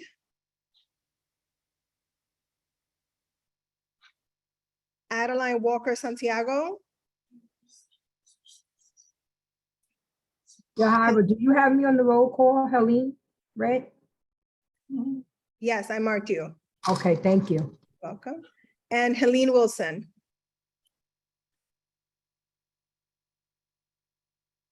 We have quorum. Helene Wilson's here. Thank you. Thank you. Barbara, we have quorum. Very good, thank you. All right, next item would be the review of the minutes from last month's meeting. I'll see if I can get them up.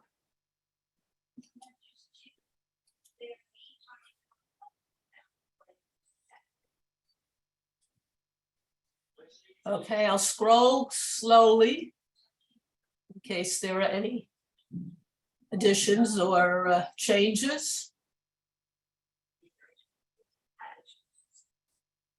Okay.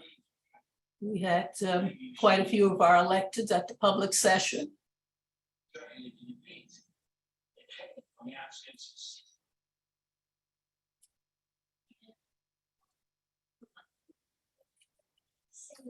And then we had updates from our committees.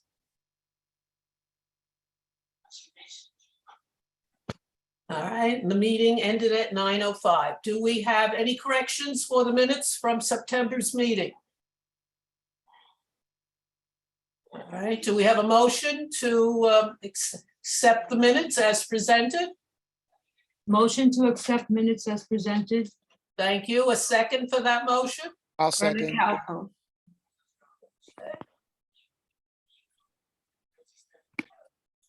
All right, do we have to take a vote on that, Madam Secretary? Yes, we do. Leoris Okay. Acosta. Leoris Acosta approves. Thank you. Tasha Andrews. 1 minute. Betty Arce. I'm sorry, Tasha's here. Okay. Do you approve the minutes? Oh, yes, I'm sorry. Betty Arce. Betty Arce approves. Thank you. Jahaira Arias approves. Emanuela Samoa. Emanuela Samoa approves. Thank you. Eric Asensio. Eric Asensio approves. Thank you. Michelle Avila. Avila approves. Thank you. Toby Buford. Toby Buford approves. Thank you. Myrna Calderon. Myrna Calderon approves. Thank you. Ruth Caraballo. Ruth Caraballo approves. Thank you. Manjor Shahuri. Manjur Chaudhary approve. Thank you. Sandra Erickson. Andrew Erickson approves. Thank you. Nora Fury. Nora Fury approves. Thank you. Hugo Gonzalez. Hugo Gonzalez approves. Thank you. Alfred Grant. Alfred Grant approves. Thank you. Lowell Green. Lowell Green approves. Thank you. Danielle Herbert Guggenheim. Okay. Helene Hartman Kanowski. Helene Hartman Katnowski approves. Thank you. Jean Hill. Jean Hill approves. Thank you. Mama Bourjewel. Abuja approve. Thank you. Andrew Leosa. Andrew Leosa approves the motion. Thank you. Rosalie Leslie. Jenny Medina. Amira Mustafa's on leave. Shaniqua Newton.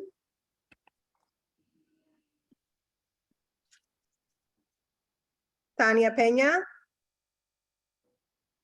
Tanya Peña approves. Thank you. Daisy Perry. Daisy Perry approved. Thank you. Claudia Paslari. Najib Lasari approves. Thank you. Edgar Ramos. Edgar Ramos approves. Thank you. Helene Red. Helene Red approves. Thank you. Nicole Richardson. Janelle Robinson. Janelle Robinson abstain. Thank you. Chad Royer. Chad Royer approves. Thank you. Victor Saldaña.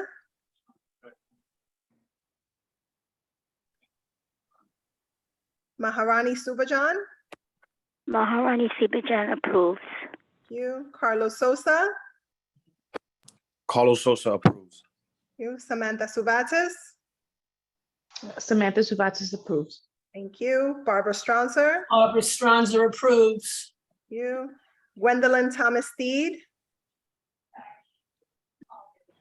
Adeline Walker Santiago. Helene Wilson. Helene Wilson approves. Thank you. Sorry, Yahira, there's a message in the chat. 1 second. Yeah, Shaniqua Newton. Did you get her? Give me She one. has to go on record verbally and yeah. Yeah, that's what I was gonna say. It has to be verbal. Yeah, that's fine. Sorry. Can everyone hear me? Yes. Yes. Okay, Shaniqua Newton approves. Thank you very much. Motion passes. Okay, thank you. All right, we have one motion from a committee tonight, and that's the Veterans Affairs Committee. So I will turn this part of the meeting over to their chairperson, Chad. Yes, hi, good evening, everyone. Hope everyone is well. So the motion on the table from our last meeting at the Veterans Committee is Veterans Committee recommends Bronx Community Board 7 to host an annual flagging event at Bronx Victory Memorial in the month of May for Memorial Day holiday, excuse me, and November for the Veterans Day holiday. Now, the rationale behind it is that the monument was built in 1925 in an effort to commemorate the lives of those who lived in the neighborhood who unfortunately died at war. So we're looking at, it was done by Jerome Connor in 1925, where the monument symbolizes the sacrifices made by the local servicemen. The problem as of late is that we used to have a veterans-based organization that would look after the monument and hold ceremonies, but they no longer exist in our community. And as a token of our gratitude to those who served in our country, we want to kind of bring it back. So the motion again is for Bronx Community Board 7 to recommend hosting an annual flagging event at Bronx Victory Memorial in May for Memorial Day and in November for Veterans Day. Okay, do we have a second for Chad's motion? I motion, Helene Wilson motions. Okay, thank you. We have questions now. We'll start with Lowell. I saw your hand first. Miami, speaking to Could we put the location of the memorial in the motion? I can restate it. Okay. He needs, they're asking for the location of the memorial. Yes, I can restate it. Okay, go ahead. So Veterans Committee recommends Bronx Community Board 7 to host the annual flagging events at Bronx Victory Memorial located at Mashulu Parkway and Marion Avenue in May for Memorial Day and in November for Veterans Day. I have no problem, thank you. Okay. All right. Andrew, I see your hand up. Yeah, maybe it's presumptuous of me, but there may be people listening who don't know what you mean by a flagging event. If you could explain that, I think that would be helpful. Sure, no problem. So it would just simply be, you know how you see flags in an area? So this would be an opportunity for community folks to place a flag display alongside the monuments. Typically what happens when people place flags, they're either placing new flags in an area or they are replacing flags, the American flag, so that they are of new condition from the weather. It's just a way to show gratitude and respect, if that makes any sense. Did I explain that properly? Yes. All right. Okay. Angela? Are you satisfied with the answer? All right, we'll move on to Myrna. Go ahead. So my question is this gonna be in lieu of what is done at the cemetery, the Woodlawn Cemetery, where we have a flagging event on Memorial Day weekend? That's different. So Well, I'm not saying it's different. Is this gonna be in lieu of, or we're gonna still do both? Because I don't want that also not to happen, because that is a big. Oh, we didn't sponsor that. I don't believe. no, that's fine. I can answer it. Okay. So it would literally be two separate things. One doesn't replace the other. We can do both if it's allowed. We can do both if time permits. This one was specifically asked for by a few residents of that area as early as the month of May when they came to committee. And after months went on, we came to the conclusion after getting some information that we wanted to do something in particular for that monument. Well, what takes place at the cemetery will still go forth. Betty, I see your hand up. Go ahead.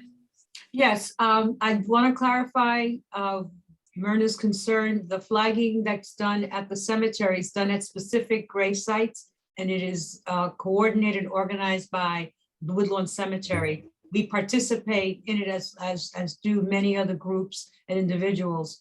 My question is, Chad, do you anticipate a lot of flagging going on, or a ceremony where American flags would be placed at the memorial site? And then let's say we do it for now November, Veterans Day, which is the day in which the monument was actually unveiled back in 1925.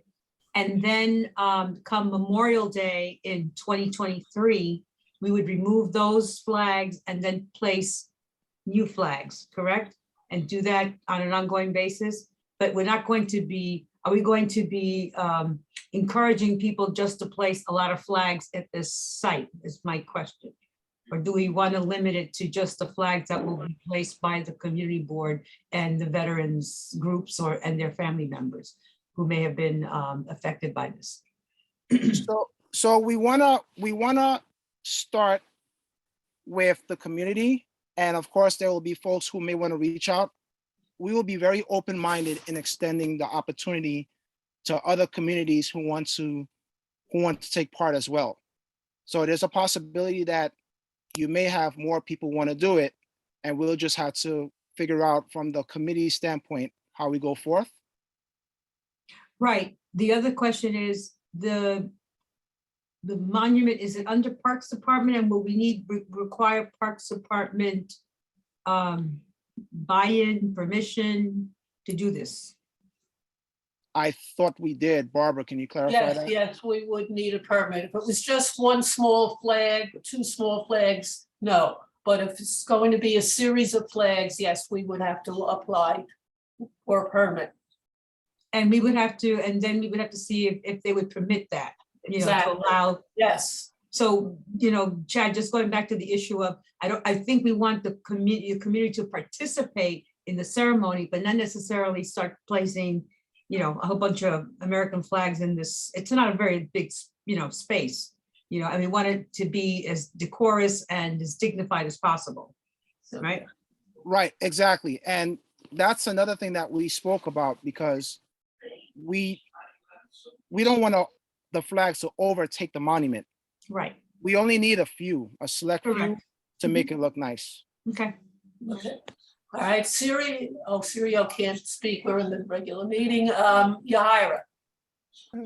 Okay, no, I just wanted to say that what we went over, when the motion was brought up at the exec was that this will be, you know, an honoring annually, so we're just gonna start the beginning of it, where this can become very traditional, just like we do with the tree lighting. Remember, we discussed these avenues, so it's a good way to start, and it opens up the door for CB7 to be looked at as that we're engaged in the community, and we want to start looking at certain things in our area that we miss, that we walk by and we just kind of ignore. So it will help. This is just the beginning. Okay, thank you. Thanks, Any Sharon. other questions or concerns before we take this to a vote? All right, Chad, would you repeat the motion and then we'll have a roll call vote? Sure. So the motion is Veterans Committee recommends Bronx Community Board 7 to host. I'll wait. Veterans Committee recommends Bronx Community Board 7 to host annual flagging events at Bronx Victory Memorial located at Marshallou Parkway and Marion Avenue in May for Memorial Day and in November for Veterans Day. Okay. All right, we're ready for the roll call. I think We Edgar have has a another question. hand. Edgar, did you want to say something before we vote?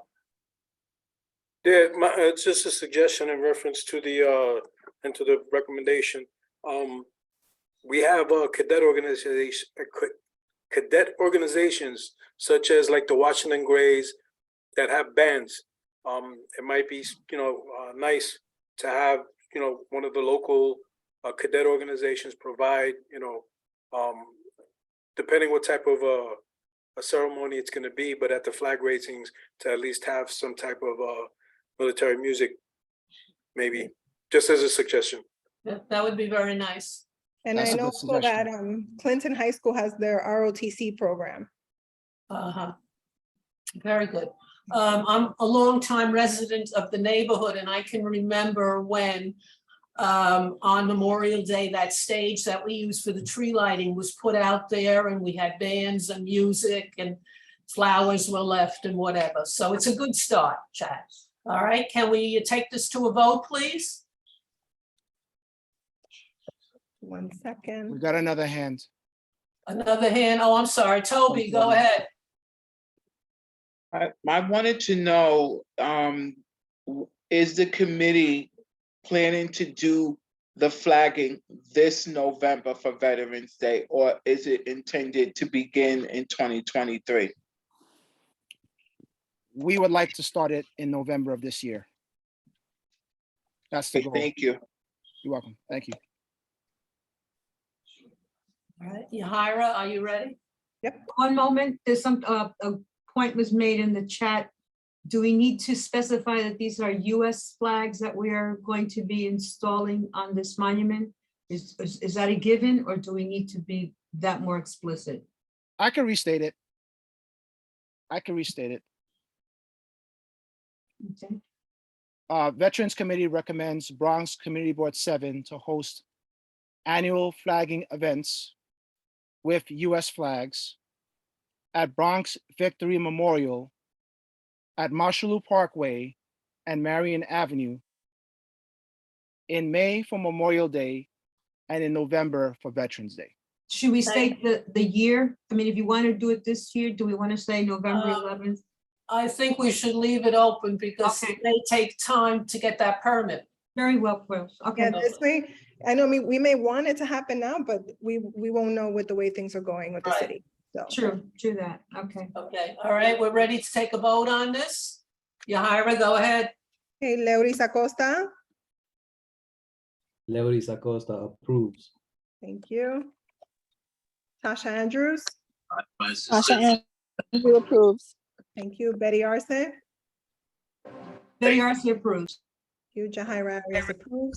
Emanuela Samoa, Emanuela Samoa, I approve the motion. That's what you always Eric say. Atencio, I'm sick. Eric Asensio abstains.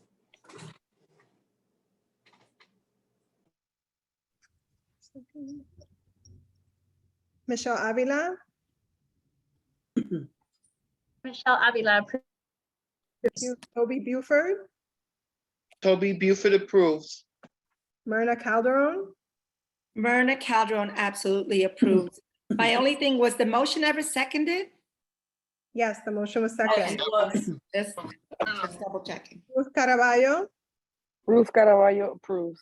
thank you. Manjur Shahuri, Manjur Chaudhary approve. thank you. Sandra Erickson, Sandra Erickson approves. thank you. Nora Fury, Nora Fury approves. thank you. Hugo Gonzalez, Hugo Gonzalez approves. thank you. Alfred Grant, Alfred Grant approves.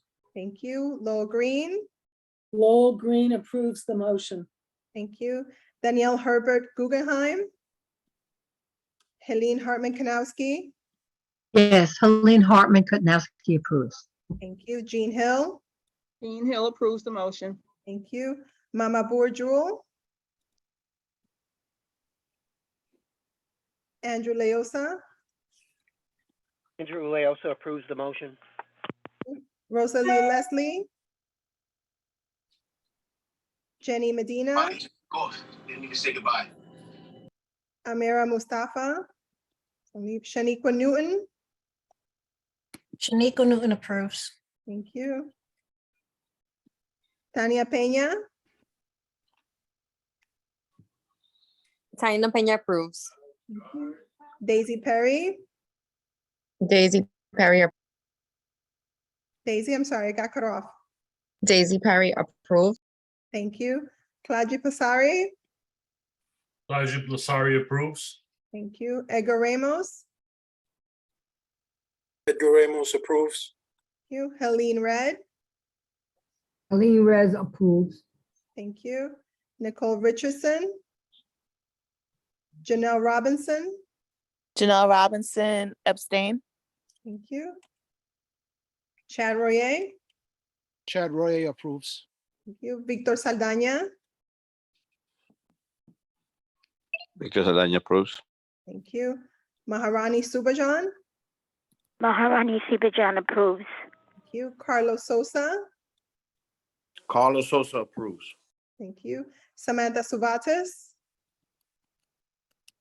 Samantha Suvatis approves. thank you. Barbara Stronser, Barbara Stronzer approves. thank you. Gwendolyn Thomas Steed, Adeline Walker Santiago, Helene Wilson, Helene Wilson approves. thank you. Motion passes. Okay, thank you. Thank you, everyone. All right, we'll move on to nominations for the position of Chairperson of Community Board 7. Before we start, I just would like to remind everybody that according to our bylaws, you must be a member of this board for a year before you can be nominated for any office, all right? In addition. And in good standing. And in good, excuse me, and in good standing. I shouldn't assume that. In addition to that, you can verbally accept tonight, but you must, if you're going to accept the nomination, send an email to the staff and myself by 12 noon tomorrow. It has to be in some written form. That's why I'm trying to pointed out now, the deadline would be 12 noon tomorrow. All right, so we'll open to nominations for the position of chairperson. Somebody has their hand up. Okay, I see Lowell's hand up. Lowell? I nominate Chad Royer. All right, I second that. all right. Who gave the second on that? Was that Al? I nominate Chad Royer. Okay, we have one nomination. Chad, do you accept? Unmute yourself. Wait a minute. Chad, do you accept? Where the hell is Chad at? I can't hear you, I'm Chad. sorry, my Do button you was not accept the working. nomination? Yes, I do. I accept. All I accept. right, and please beware that you must put it in the form of an email sent to staff and myself by 12 noon tomorrow. All right, any other nominations? I see a hand. Alfred Grant? Alfred? He was already nominated. Okay, okay. Jean Anybody Hill has else? her hand up. Yes, I have my hand up. I nominate Yahara Arias. All right, Jean nominates Yahira. Do we have a second for that nomination? Myrna Calderon second that. seconds that. I second Okay, that. Michelle and Myrna both second that. Yahira, do you accept? Tahira accepts the nomination. Thank you. All right, again, make sure we get an email from you by 12 noon tomorrow. All right, any other nominations for the position of the chairperson? All right. Claudia, is it? Go ahead. Hi, Barbara. I nominate Jahira Arias.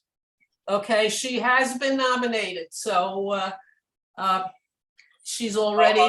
Maybe I didn't hear it. I'm sorry. Oh, okay. All right. Thank you. All right, at this point, if we have no other nominations, we will close the nominations.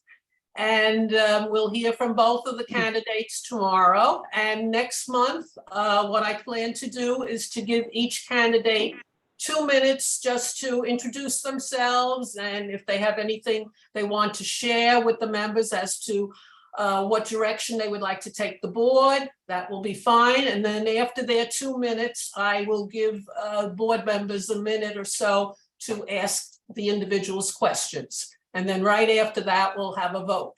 So whether we're meeting online or in person, we will be voting. We've done it online before, just in case we are still meeting this way.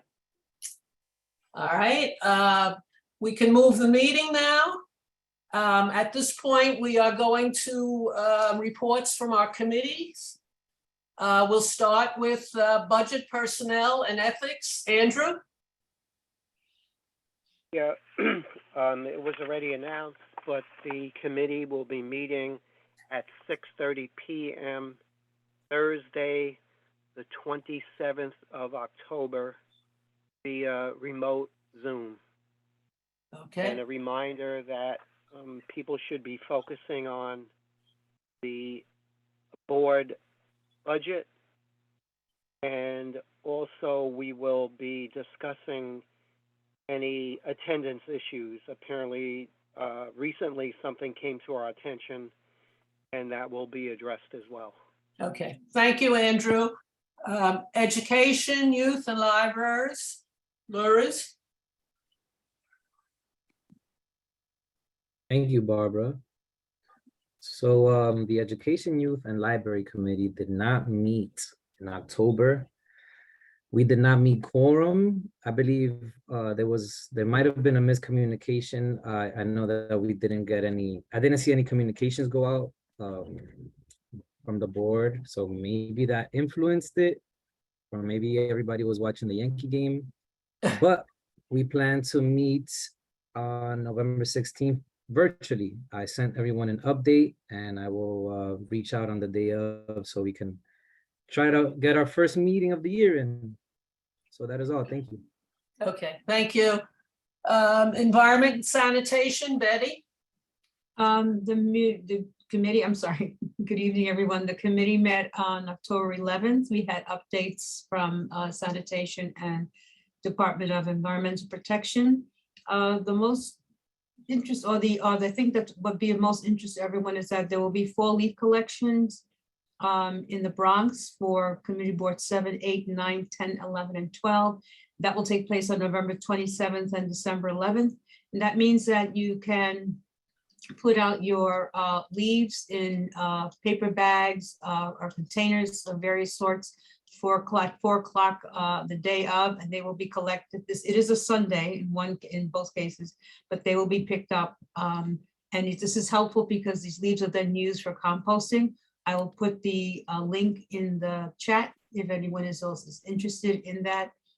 There was a safe event on October 22nd at Orchard Beach where people were able to bring certain types of wastes and solvents, flammables and expired medicines, et cetera, and electronic disposal.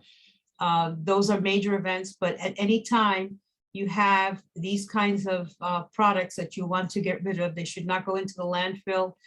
They can be taken every Saturday and the last Friday of every month at the Hunts Point Department of Sanitation facility at Farragut Street and the East River.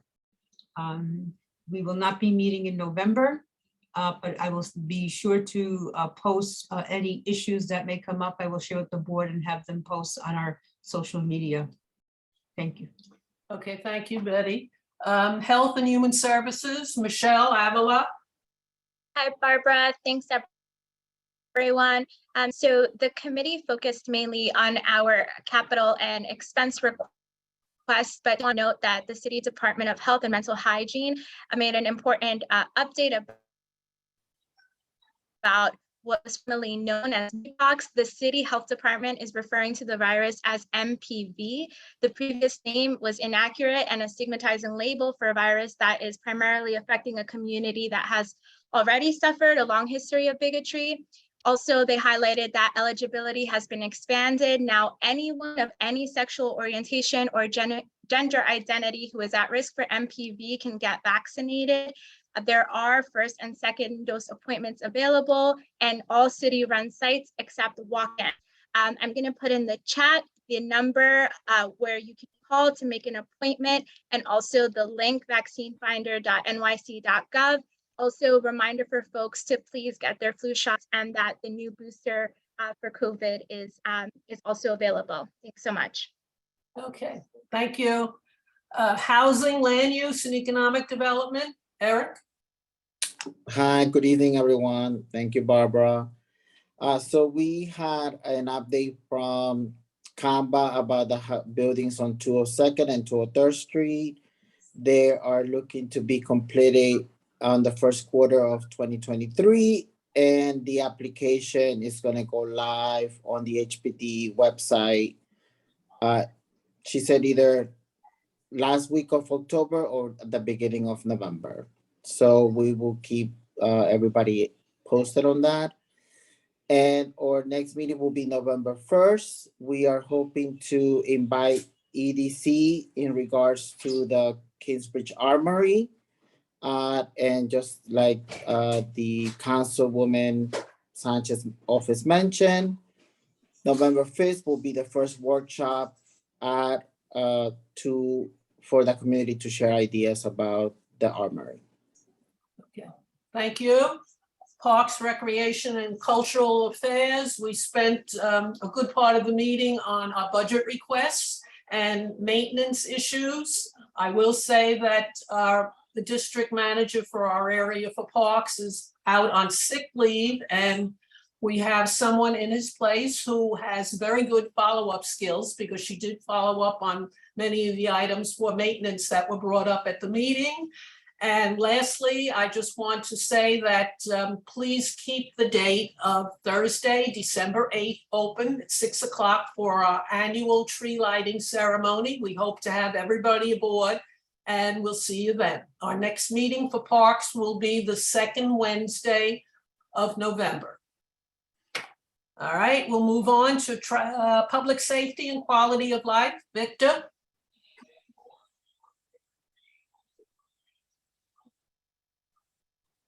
Victor? Hi, Barbara, it's Samantha. I'll Okay, go ahead. I'll do an update. Okay. Thank you. Okay, we met on the 13th. As you recalled, as you heard from NYPD, they basically updated us on numbers in terms of, index crimes within the 52nd precinct. They're also hosting a safe space for Halloween, October 27th at 7 p.m. So if we can get the word out to our neighboring schools, so that way the kids can go as well with their parents. The Bronx DA is also having, well, no, they already had it. They had their 5K annual walk and run on October 15th. And we also did discuss on the capital expense report for last year. For the fiscal year of 2024, we did request a new NYPD facility, but it was denied because more study is needed. Then there was a question that was brought up with regard to school safety officers. Chad had brought it up. This was actually brought up with the education committee as well with Luis. So that's something that we'll be also following up on. And our next meeting date will be on November 10th at 6:30 p.m. Thank you. Okay, thank you. All right, we'll move on to traffic and transportation. Edgar? Good evening, everyone. Just a heads up. We're having a problem with our meeting. I'll be unavailable on November 3rd. So we talked about moving the meeting. At the time, we were trying to work out with the public library for location space, worked out for November 7th, which is the Monday. Those are only few days that DOT gave for the availability. I'm hoping it works out with everyone's schedule, but November 7th will be the date of our next traffic and transportation meeting. I hope that works out for everyone. And, like I said, I tried to work within the guidelines at the time, which was it was supposed to be an in-person meeting. So I needed to secure a location. And not until recently that they changed the criteria for that. So I'm sorry if it impacts anyone. All right, thank you. Veterans Affairs, Chad? Yes, so I just put in the chat because we had someone from the VA speak on the PACT Act that was recently passed in August of this year. This 2 fact sheets on how it is intended to help our veterans. So part of the reason that it was passed, many veterans who have gone through burn pits or suffered toxic inhalation while serving in the Persian Gulf War or Vietnam, now they're in a position to be able to file a claim with the VA that is subject to their veteran status when they leave. But more information is available in the minutes and on the fact sheets. We also covered a few things. On October 20th, there was a grand opening for the spinal cord injury and disorder wing at the VA. Now they have 24 additional beds that they can help veterans with who are suffering or having challenges from those injuries. The VA also has a food pantry where they're partnering up with New York City Food Pantry, and they provide perishable foods to veterans in need. Also, we went over the Bronx Victory Memorial, and one other piece of information that came forth, Cathay House on 2550 Webb Avenue has apartments available for veterans who are interested in independent senior living. It includes a dining room with 3 meals a day. It's in walking distance of the VA. For more information, there is a contact number that I can put in the chat where you can inquire. So this is for Cathay House. If anyone knows a veteran who is interested in independent senior living. Our next meeting will be November 16th, which is one day after the general meeting in November. Okay, thank you. Our bylaws committee chair, Myrna. Hello, everybody. So I was not at the last committee meeting. I had a funeral to go to. But I would like to thank Yahira for filling in. And at that meeting, the committee finalized the last 3 articles of the bylaws, Article 8, Article 9, and Article 10. Article 8 of the bylaws concerns the keeping of records and communications. Article 9 and 10 deal with amendments to the bylaws concerning changes and adoption of the bylaws. The committee needs to seek some clarification from the city on when amendments would indeed take effect. Does the amendment take effect immediately, or does it have to go by the city planning committee? That needs to be clarified. The committee wants to set a meeting with the full board to meet to discuss the current changes to the bylaws. The committee wants to clarify why the changes were needed. The bylaws needed, we know that the bylaws needed to be more user-friendly. We noticed going through these bylaws, the redundancy and the vagueness and the language that could be very confusing. So a lot of that has been clarified. This committee has worked very hard, very long hours. I think they have done a fabulous job. I couldn't have done it without them. We would like that meeting to happen. We want to give the board opportunity to ask questions, why certain things needed to be clarified and changed, and also to give the public an opportunity to have input. So we will look forward to scheduling that with the office staff. And that's it for now. Thank you. Welcome. All right. We've heard from all our committees. Are there any issues to follow up on that anyone would like to bring up? All right. Any issues that you would like added to the next meeting? We, of course, will have our voting at the next meeting, and we'll spend a little time listening to the candidates. Any other items? Barbara, I just want to remind folks to really read the email when it's sent out on how to vote, since we'll be voting online. I know the members who have been on the board for a while know how to vote remotely, since we've been remotely for 2 years now. But there will be thorough instructions on how to vote. It's through a Google form, so it's pretty user-friendly. So we'll make sure to call around prior to make sure that everybody has access. So there's an open window for voting and there's a closed window, but we'll explain that all in an email. Okay, thank you. Any other concerns? All right, then. Barbara? Yes.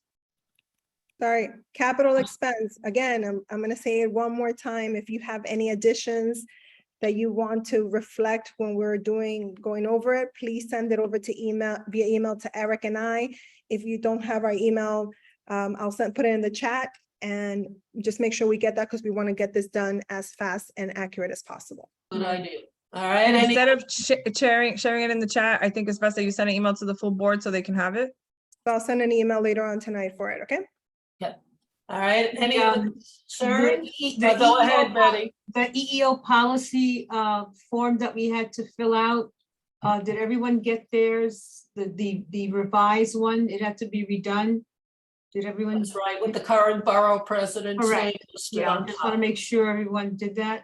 Okay. Yes, I believe so. Okay. What's the timeline that has to be sent in?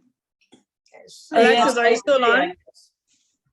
I don't know if Alexis Sorry, is what still was the on. answer? Aisha, I didn't hear that. What's the timeline for the EEO? No, I was gonna ask Alexis to put the date in the chat, but I don't know if she's still on. I didn't see any date when I got it the first time, so I'm not sure if there is a date. Well, I'll follow up. Cutoff date or something. I know it's soon. I have a question on that form. I'm not computer literate to do it, and I don't have a scan on my computer. Can I just copy it and mail it to Tom at city, Yes. Just make sure that you notify us via email that it has been mailed, so there's a record for them to expect it. Okay. Yeah. Hey guys, I'm still here. I'm sorry. I was having a hard time unmuting myself. Yeah, there's no problem. You can definitely mail it in. And I know that there's someone that needs an EEO policy statement, the physical copy, so I will also mail that out.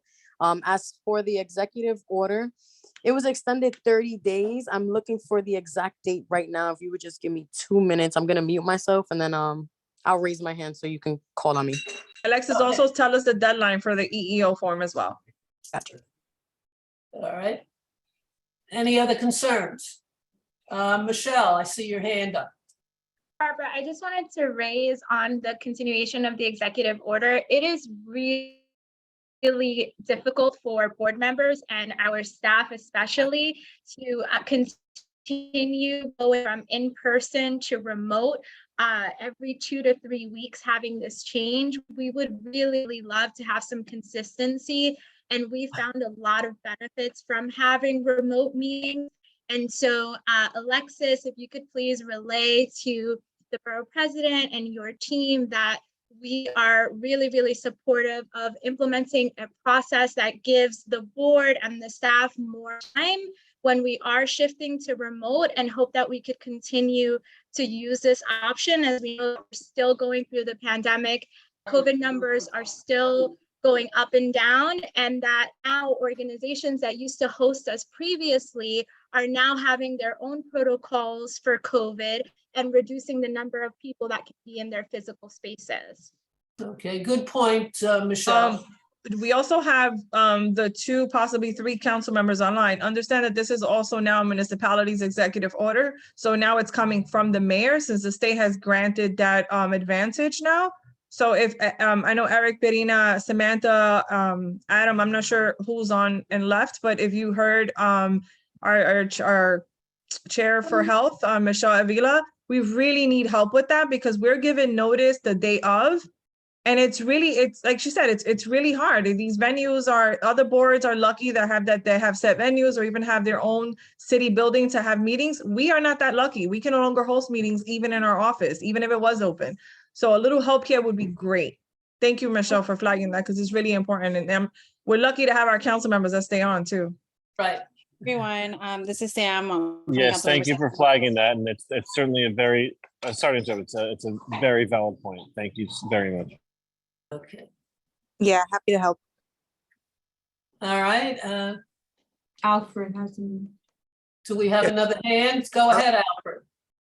Yeah, just a question, because a lot of times, at this age, I'm not really computer savvy, and I have my tablets and PCs and cell phones, but I'm trying to learn how to use them.